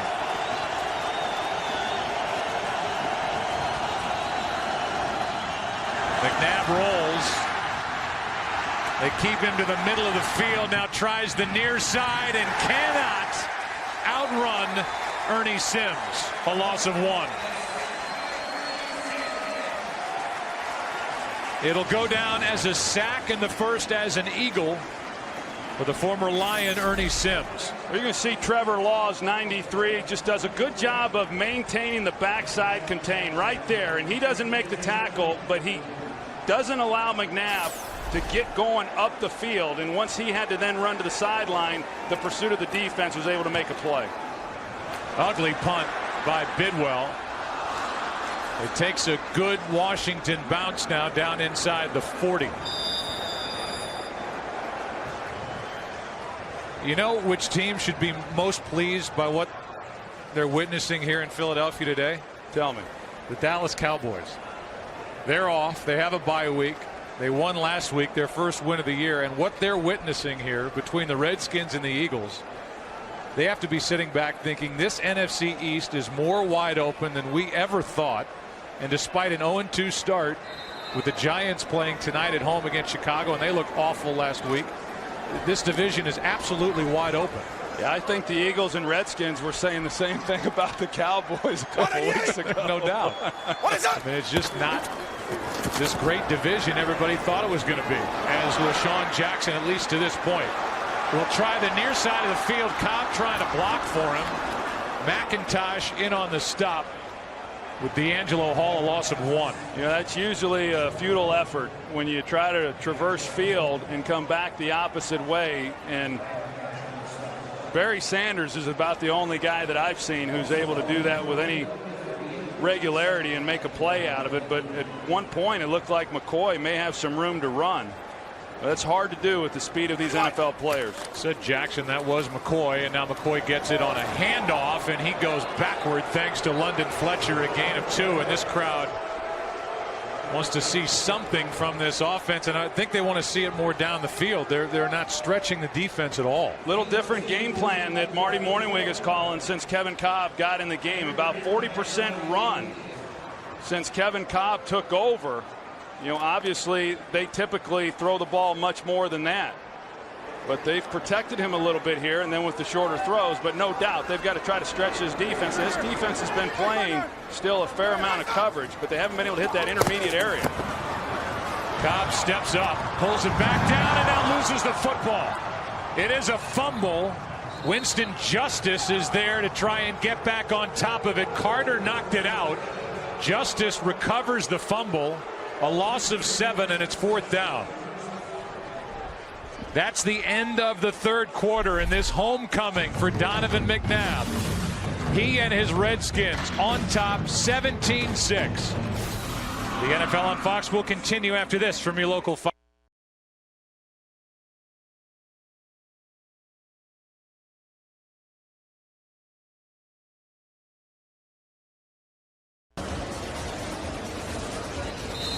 (17-6) as we start the last quarter here in Philadelphia. Sav Rocca will punt it for the Eagles with Brandon Banks, who made the first big play of this game with a 51-yard punt return early.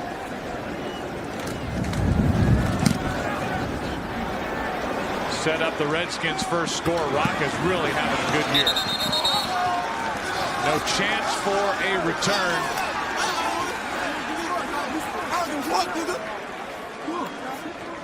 After a 52-yard punt. How about a little then and now? The Philadelphia Eagles select Donovan McNabb, quarterback, Syracuse University. From Syracuse, number 5, Donovan McNabb.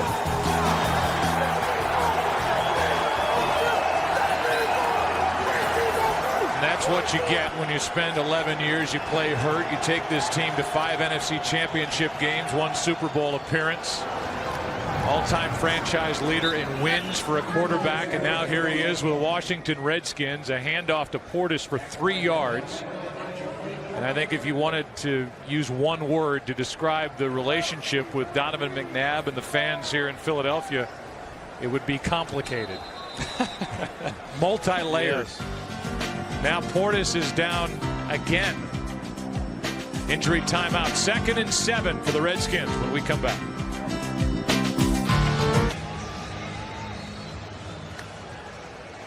Looked like an injury to the left ankle of Clinton Portis, who was limping as he left the field at 2nd and 8. For the Redskins up 11. Play action. McNabb drops it for Terrain, or rather Sellers, and the fullback somehow survived that tackle up in the air and went forward for 5. And here's Clinton Portis at the bottom of that tackle. Quentin Michael. And now down is Asante Samuel, who was, what is it with these fullbacks thinking they're hurdling everybody? I don't know, but his right knee went right into the head of Asante Samuel, who is now down and getting checked out by the medical staff of the Eagles. And McNabb had Quentin Michael in his face. And a little banged up at the end of that play. Meanwhile, it's going to be an important 3rd down here for the Redskins as they lead by 11 with 14 minutes left, and Asante Samuel able to pop up and jog off. And we talked about Clinton Portis, and we showed the injury that he just suffered and what his career might have been had he have stayed there in Denver. As successful as he was his first 2 years, you know, he has run the ball 325 carries plus 4 out of the 6 seasons that he's been with the Washington Redskins. I mean, this guy has taken a pounding during his time here with Washington. He is a tough son of a gun, but he has aged with all the hits he's absorbed. It's 3rd down and 3. McNabb steps up, throws, and skips it to Cooley. Incomplete. It's 4th down. I think that's the throw that these Eagle fans have gotten used to seeing over the years is, you know, when Donovan gets a little bit rushed, he has a tendency to really drive the ball down into the ground, and he had a chance on Cooley. Cooley was open, and he could have put it on him. Quentin Michael had his back to him, and it was just one that went straight into the dirt. Bidwell hits his best of the day. Deshaun Jackson from inside the 30. Decent return, good field position to start with for the Eagles, who trail by 11 with 13.5 to play in Philadelphia. Well, Clinton Portis exits. Going to get that leg looked at. Kevin Cobb has got to make something happen right now. He's had 4 drives, 16 plays, 69-yard drive for a field goal. a couple of 3-and-outs, and an 8-play drive that ended in a fumble. All day, here's Jackson, and he is missed. Broke free at the end, and Kevin Cobb missed him. 2nd and 10. Boy, he had him too, and Washington, he had Washington's attention. Once he gets into the secondary, he's got Rocky McIntosh, and then LaRon Landry was looking him up as well, but he just ran right by all of those guys. And if Kevin Cobb had just put a better ball out there, then Deshaun Jackson makes the catch and had a chance to even score a touchdown. One of the few times they've stretched the field since Cobb took over. Still just 1 catch. For Deshaun Jackson. Cobb steps up and somehow stays on his feet, breaks a tackle, and picks up a 1st down. Good run, tough run by Cobb. Here's a game break. Here's Kurt. Jacksonville seemingly always plays Indy tough. Today, no exception. David Garrard hooking up with Maurice Jones-Drew in the 4th quarter. 2nd TD for Jones-Drew, and a 28-21 lead. Less than 2 minutes to go for the Jaguars. Joe Troy and Pam. All right, Kurt. What's the hard on? Right. 390. Cobb with time penalty flag in the area of a hold. Avant makes the catch. It was the umpire who threw the flag, and it's coming back. Holding number 79. Offense. 10-yard penalty. Still 1st down. Now Todd Hermans gets in on the action. Todd Herman's right here, the left guard. And this time he's got the assignment of tackling Albert Hainsworth. Pretty easy call, but you know what I've seen, forget about the hold for a minute, but you know, Kevin Cobb has had some time, and he's just not been able to get the ball out, whether that's been good coverage at times or just some indecisiveness on his part. So now 1st and 20. The crowd won't like that as LaShawn McCoy gets 3. Hainsworth on the tackle. Tonight on Fox, an all-new Family Guy asks, what if Brian and Rush Limbaugh were roommates? The impossible happens when the king of conservatives comes to the doggone liberals' rescue. Will this be the start of a beautiful friendship, or will things turn ugly? Rush Limbaugh guest stars in an all-new Family Guy at 9 Eastern, 8 Central on Fox. Cobb has to roll, gets away from Arakpo, and now will cut upfield. He's run the ball hard, hasn't thrown it with much precision, picks up 10. Let's go down to Pam Oliver. Well, Joe, you saw Clinton Portis lip off the field. I tell you, they spent a lot of time working on him before what looked like that ankle injury from the pictures that we showed, but he has a groin injury. He's questionable for the rest of the day. You see that left ankle getting pinned underneath. They're calling it a groin, so the tackle by Quentin Michael sends Clinton Portis away, and now it's 3rd down and 7 for the Eagles, who trail by 11.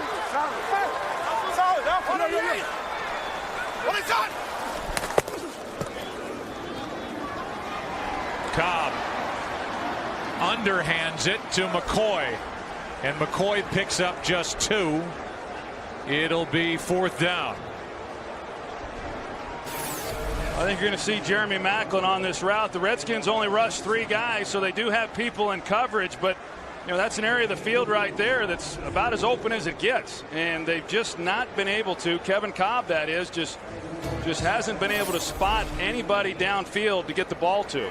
See Macklin's frustration as he heads off. Harold Carmichael greets him on the sideline.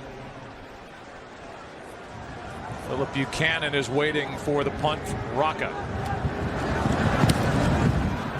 End over end, Wind holds it up, and Buchanan with a fair catch out near the 18-yard line. Welcome back. Welcome back. Your dreams were your ticket. McNabb and the Skins on top in the 4th. Does that say?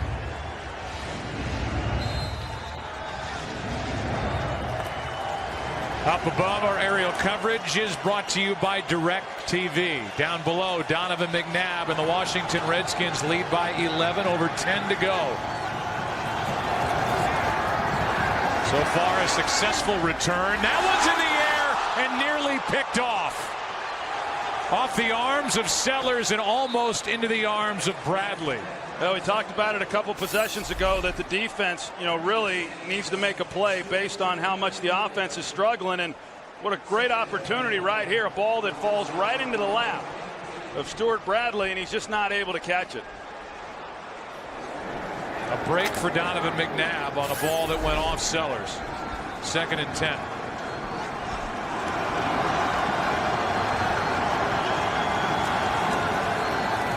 Play action from McNabb. Quentin Michael finally turns around, and McNabb has crossed the 25. A gain of 8. Quentin Michael, he didn't even know where the ball was. I think he still thought that it was handed off. He didn't know that Donovan McNabb had the ball and had kept it on the naked coming back his way. It's such a staple of this offense that if you get the pursuit on the backside overflowing, then you come out on the naked with the quarterback, and of course with Donovan's ability to run, he has that option. Or as we've seen over the last few weeks, especially against Houston, some of the big plays that they made off of the boots. Add the word bootleg to the naked thing. I will. 3rd down and 2. McNabb completes, and a first down catch by Joey Galloway, who has been at it forever in his 16th year out of Ohio State. 3 receptions coming into this game, and Joey is really their deep threat, and so every time he lines up, you expect him to go down the field. This time he just comes underneath, and an easy completion for him. But I'm shocked, Joe, that he's still playing. My last season in 2000, he was with the Cowboys, and if you would have told me that he would be playing 10 years later, I'd have told you you're crazy. Play action to Terrain. McNabb's in trouble. He was out of the pocket. Was the ball back to the line of scrimmage? Yeah, I think that's the bigger question, because I do think he got outside the tackle box, and then it's just a matter of where the ball was when it landed. It was determined that number 47 was in the area. Therefore, there's no foul for intentional grounding. 2nd down.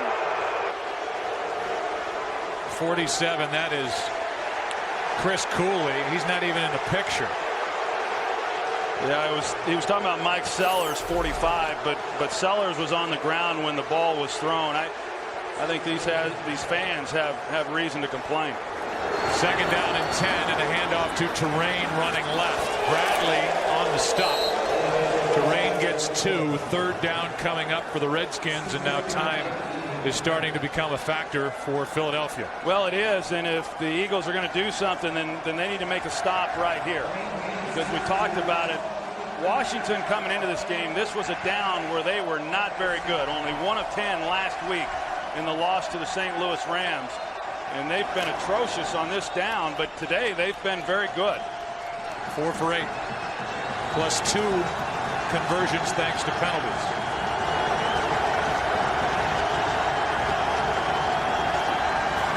Third down and 8. McNabb airs it out. Downfield and out of bounds is Anthony Armstrong. Somehow comes down with the ball, but the throw carried him out of bounds. And with 7:51 remaining, it's 4th down. Yeah, and you just got to keep this ball in play. I don't know if the wind maybe had a factor in this or not, but whether it was in or out, that was a heck of a catch there by Anthony Armstrong. But he got by Dimitri Patterson. And if Donovan had been able to get that ball in play and out there, that was a touchdown. Here's that end-over-end punt. Kind of an odd choice by Josh Bidwell. Not a very good punt. Decent field position for the Eagles after just a 32-yard punt by Josh Bidwell. Certainly the biggest threat on each side coming in. Not a factor. Guy on the left. Moss has no catches. Deshaun Jackson has only 1. What is up? Starting at their 35, down 11. Cobb to Schmidt. He's been one of their biggest weapons. And he is wrestled out of bounds with a 13-yard catch and run by McIntosh. I think you go back and take a look at what Washington has done with Deshaun Jackson. They've just kept the safety over the top. He's drawn a lot of attention. You know that if you're going to eliminate the big plays, then you've got to be able to somehow slow Deshaun Jackson down and bang him coming off the line of scrimmage, and that's what they've done. He's only been targeted 3 times the entire afternoon. Owen Schmidt has 3 catches. This catch is made by Avant as the Eagles hurry it up, a gain of 7. And all of this, remember, after Michael Vick went down early in the first half with rib and chest injuries. Well, this is the guy right here that they haven't been able to get the ball to. Jeremy Maclin has had some opportunities for some plays. Setting up a screen for McCoy. And LaShawn McCoy has a first down inside the 40 to the 38. He also has a very costly fumble in this second half, a gain of 7 by McCoy and a first down. Yeah, I think the 2 big plays that have hurt the Eagles in this game was, one, the delay game penalty before the end of the half, and the opportunity to try to come away with a touchdown, and then it was a deflating fumble that LaShawn McCoy had when they got the ball going on that one drive. Delayed handoff. McCoy's been busy, makes a nice move. And on first down, he carries the pile inside the 31 for 7. Still time left with just under 6.5 to go and all 3 timeouts remaining for Philadelphia. But they hurried it up. 188! What is that? Vick, rather, Cobb throws, and the catch is made by LaShawn McCoy, good for 5 and another first down. And again, it's everything around the line of scrimmage. Yeah, and he's just not really seeing the coverage. I mean, they're playing a lot of 2 deep safety looks, and so there are holes within that defense that you got to exploit, and they're getting some receivers in those areas, but Cobb's just unable to pull the trigger. Handoff underneath to the 20 is McCoy. And I think that Marty Morningwig recognizes that and understands that Kevin Cobb is just not really seeing the field all that well. And so, you know, they're running a lot of these draw plays, trying to pick up positive yardage. And that's taking a lot of time off the clock. Cobb slings it. There was a lot of contact and a flag on Buchanan. Interfered with Maclin.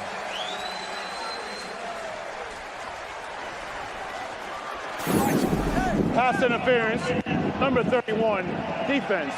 The ball will be placed at the spot of the foul. Automatic first down. That's only the 3rd Washington penalty of this game. The Eagles have been penalized 8 times. Meanwhile, the longest completion for Kevin Cobb in this game is 18 yards.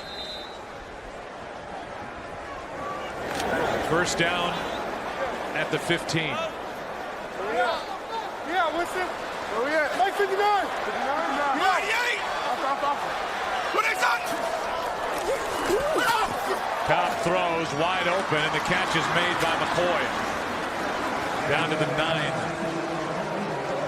I mean, you got to point out also, Joe, that this is a pass defense that came into the league giving up, or came into this game as the 2nd worst pass defense in football, giving up well over 300 yards a game. The last ranked defense overall, 2nd and 4. Again, McCoy.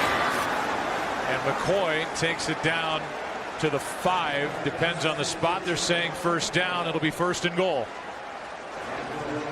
4.5 to go. Well, it gets harder. I know you get a completion right there, but the throws get harder the closer you get.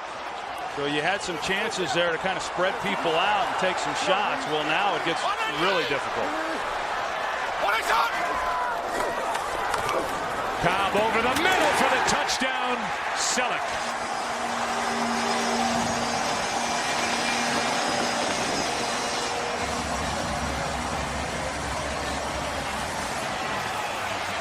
They got to get Selleck back in the huddle. They're going to go for 2 here.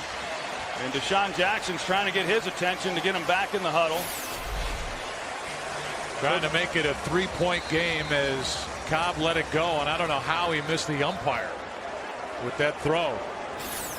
So far this year, the Eagles have not attempted a 2-point conversion.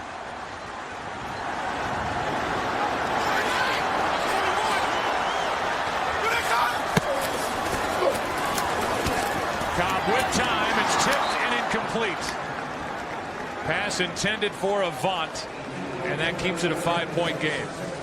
You know, every team comes into a game and they know that if they're going to go for 2 after a touchdown, what play it is that they're going to run. They rep it during the week, and so there was no mystery as to what play was going to be called here, and there was never an opportunity to try to get the ball into Avant right there. He was awfully well covered. Back to the touchdown and the fastball that Cobb threw into the gut of Brent Selleck.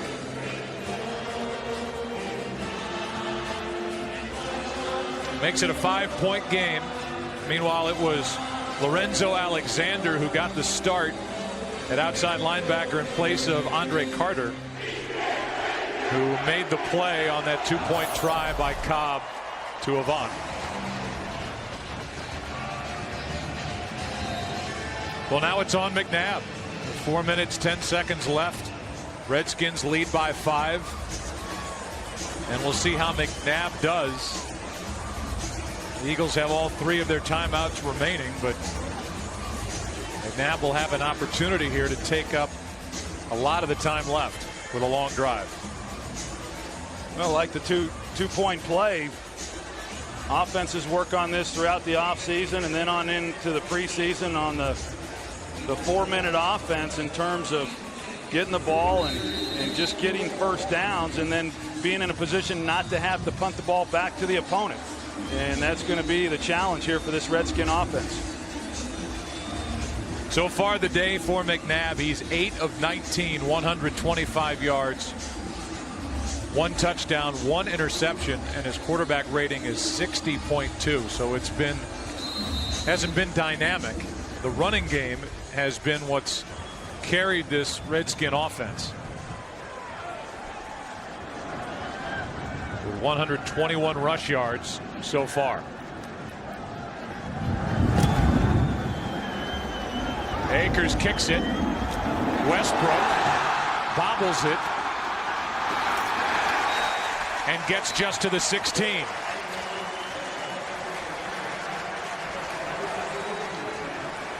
We welcome in a new audience joining us here in Philadelphia. The return of Donovan McNabb. Got a tremendous ovation during the pregame. Got his team down the field.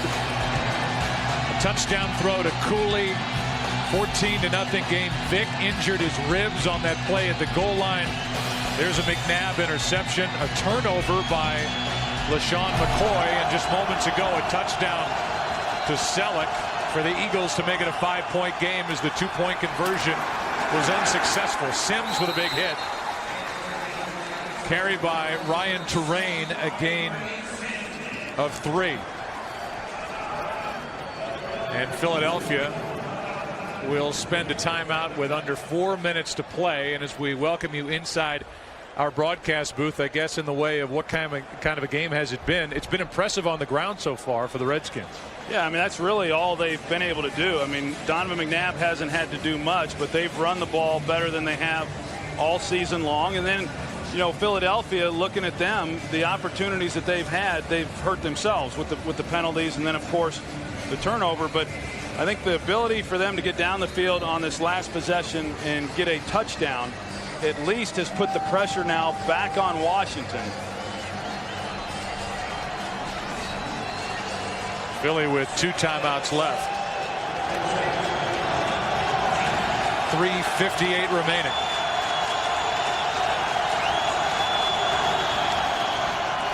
Here is Terrain with Portis injured, a gain of 3. 3rd down when we come back. Timeout taken by Philadelphia. Here is Kurt for a game break. Jacksonville and Indy going down to the final play. Josh Scobie for the Jaguars hits a 59-yard game winner as time expires, and the Jaguars knock off the Colts 31-28 in another thriller. It's been a good day for those today, Joe, Troy, and Pam. All right, Kurt, thank you. Here in this game, talk about the second half for Donovan McNabb. He has gone 2 for 11. And he is faced with an important 3rd down here with his team up by 5. Only 1 timeout remaining now for the Eagles, 1 for the Redskins.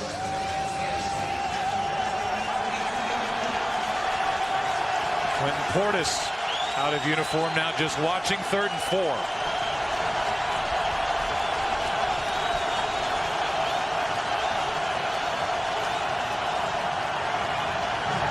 McNabb sprints to his right. Donovan McNabb with his legs with a huge Washington first down.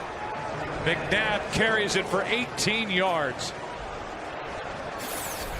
They don't have contain. You're going to see here the defensive end. They run the zone dog, and so he's just trying to look up the receiver, and that opens up then the edge for Donovan McNabb. And if anyone should know what Donovan McNabb is capable in that situation, it would be the Eagles, and they would be able to contain him, but nobody there to hold him in the pocket. He does run out of bounds, which stops the clock as he was signaling his own first down.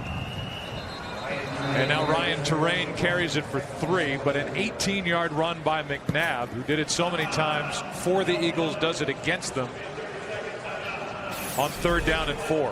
Yeah, but you're right. I mean, when he breaks contain, he's got to stay in bounds. I mean, for him to pick up the first down and then run out of bounds and stop the clock makes no sense. Eagles are now out of timeouts.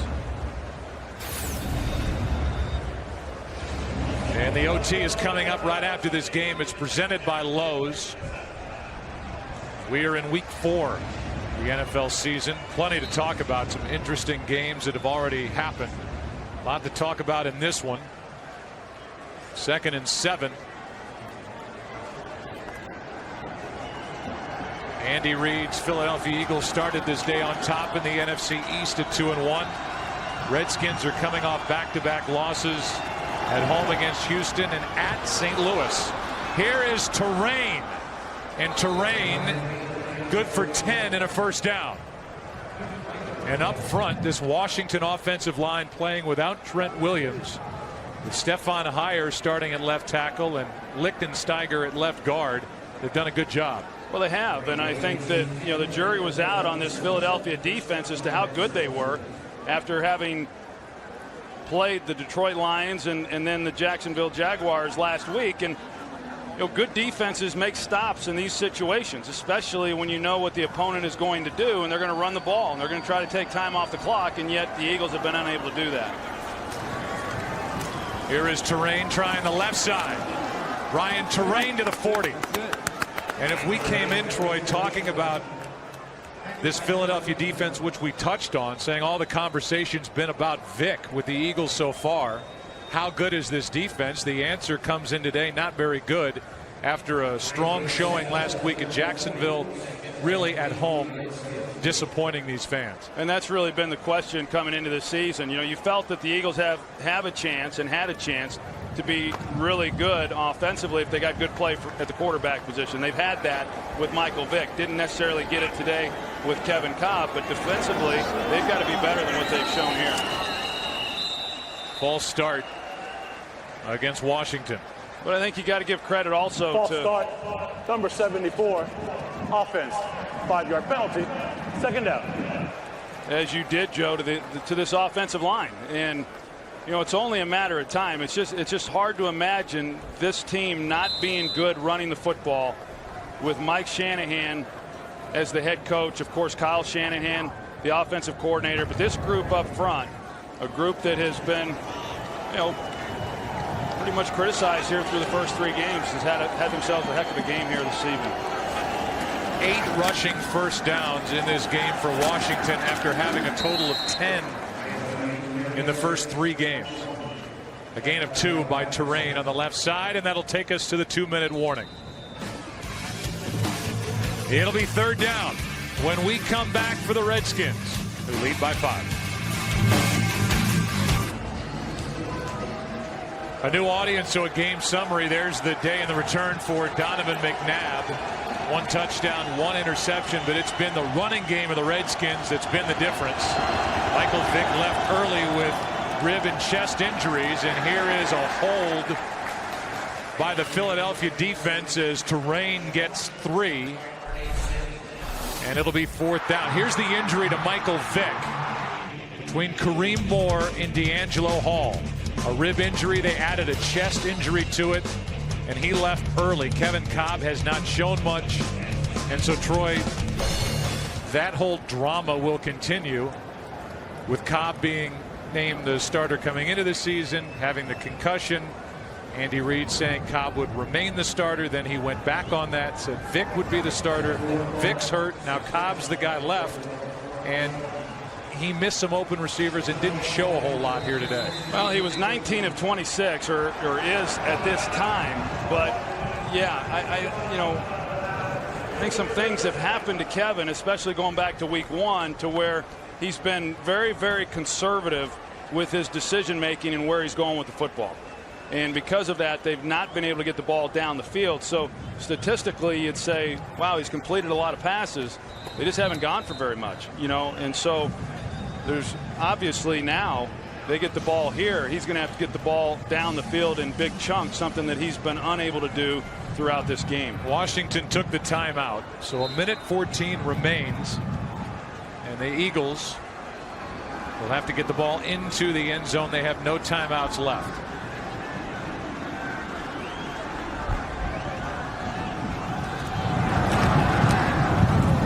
Bidwell puts the nose of the football down, and that punt is going to be marked out of bounds all the way up at the 26. Not a very good effort by Josh Bidwell, who was unable to punt last week, injuring his right hip during the pregame warm-ups in St. Louis.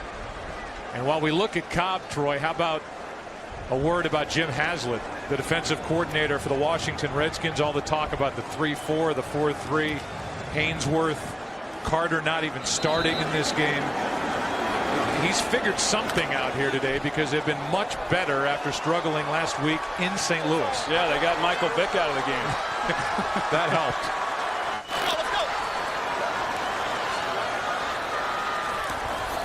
They need 74 yards in 67 seconds and nearly picked off by Carlos Rogers. Deshaun Jackson, the intended receiver, and Jackson has not been a factor at all today. Well, Carlos Rogers could have ended it right here.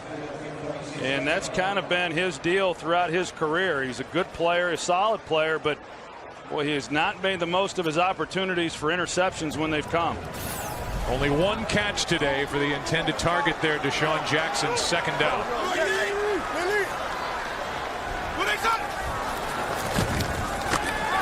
Cobb. There's Jackson. No timeouts left, and Cobb on the completion gets 9. Jackson went down before getting the first down. First down. Bro. Cobb rolls out, throws, pass caught for the first down. Selleck to the 45.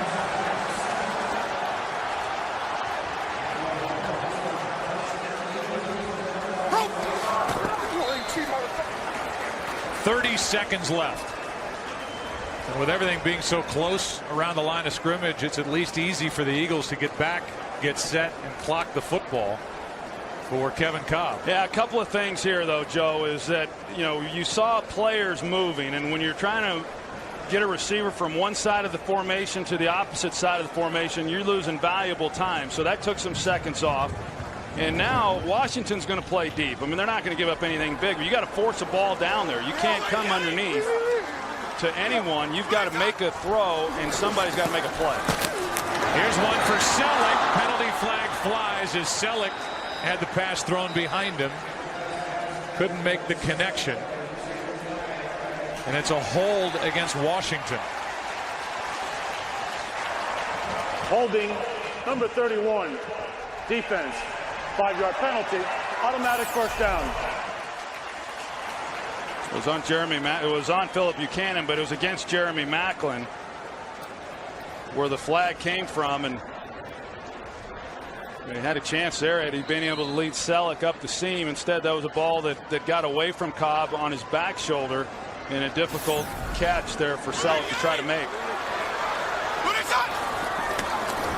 26 seconds left.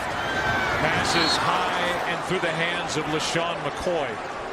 And he missed Deshaun Jackson. Deshaun Jackson is open by 20 yards. And Kevin Cobb's just immediately coming underneath. You see right there, I mean, you can't go out one-on-one on a March day out on the practice field and get a receiver any more open than what Deshaun Jackson was right there, especially in this situation. But you know, Kevin has just been content coming underneath. But like I said, it's too late for that. You've got to force something up the field, whether it's covered or not. Here's one down the middle, and it's batted away by McIntosh. Selleck, the intended receiver. Now only 17 seconds remain.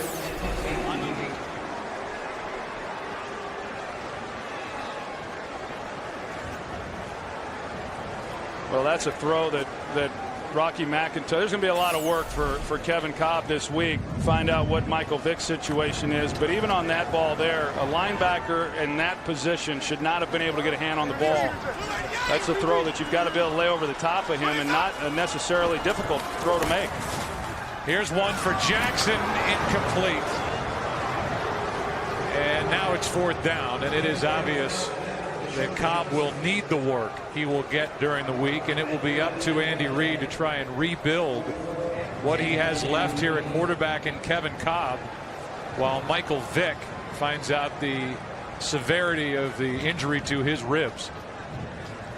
Well, I know over the last 2.5 weeks with Michael Vick at quarterback, this has been an offense that has been extremely explosive and has made a lot of big plays. But they didn't get any here this afternoon. This should be a fun day on the OT presented by Lowe's. A lot of great finishes around the NFL here in week 4.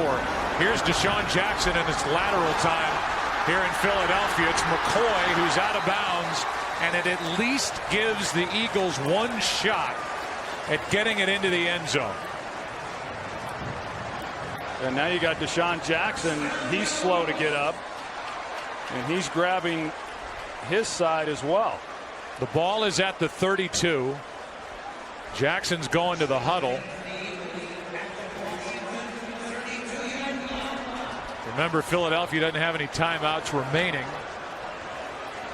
Well, you've got to throw this one in the end zone, don't you? Yeah, I think it's time to stretch the field.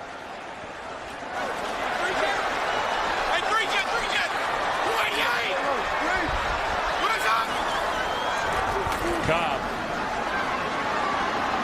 buys time and throws. In the end zone, the ball is picked off by D'Angelo Hall. Batted around, and that's how the game will end. And Donovan McNabb is successful with his Redskins in the return to Philadelphia. They had a shot at it, a wide open shot at it with Avant, but he could not make the catch. Yeah, Jason Avant, he had a great opportunity to pull that one in, hit him right in the hands, no deflection or anything. He's just unable to make the catch. Our booth statistician Ed Svita tells me that Donovan McNabb finishes with a quarterback rating of 60.2, but he's a winner in his return to Philadelphia. Back after this, Skins win it by 5. This is the beginning as you watch Donovan McNabb and Andy Reid share a hug at midfield after this game. The beginning of a real tough stretch in the schedule for the Redskins and a big win on the road at Philadelphia. Donovan McNabb return or no, they get a division win. Our Domino's stat tracker. There's the day for McNabb. It wasn't dynamic. It was just enough to rain 70 yards on the ground. LaShawn McCoy was busy for Philadelphia. In the end, it's a 5-point win for Washington. The OT presented by Lowe's is coming up. They have got a lot to talk about, not just with this one, but with a wild week 4 around the NFL. Stay tuned. Coming right up, the OT. Back to the OT presented by Lowe's. Of course, most of you just saw the Redskins upset the Eagles today 17-12. So let's send it back to Philadelphia, where Pam Oliver caught up with the returning hero, Donovan McNabb. First thing, what did you think of the reception that you got that lasted all of like 3 seconds? Very warm, very warm. I think, you know, I've always said that I enjoy playing here, and 11 years is one that you can't forget. And, you know, I was just kind of overwhelmed with it. You know, again, when you come back to a place that you spent so much and gave all that you had, you know, and to get received like that says a lot. I know you'll say that this is good for our team, but I just want to know what this means to you personally. Again, I mean, you said it. basically about the team. I mean, you know, it's not about the personal accolades or how many yards you rushed for or who you outdid what. We won the game. And right now we're 2-0 in our division and puts us at the top. So that's the most important thing. But personally, you know, again, I prepare to try to win every game. And no matter if it's against the Eagles, the Giants, whoever it may be, you know, I'm excited about This has to be special. Has to be. It'll be special when we get on the plane. You know, but as of right now, I'm just happy about the win. Thank you. All Appreciate it. Kurt, back to you. All right, thanks a lot, Pam. Well, Donovan always says the right thing, so no surprise that he tells Pam Oliver that this was no big deal. You wonder what he told his teammates once he got back inside the locker room. Don't have to wonder anymore. Here's a look. Number 5.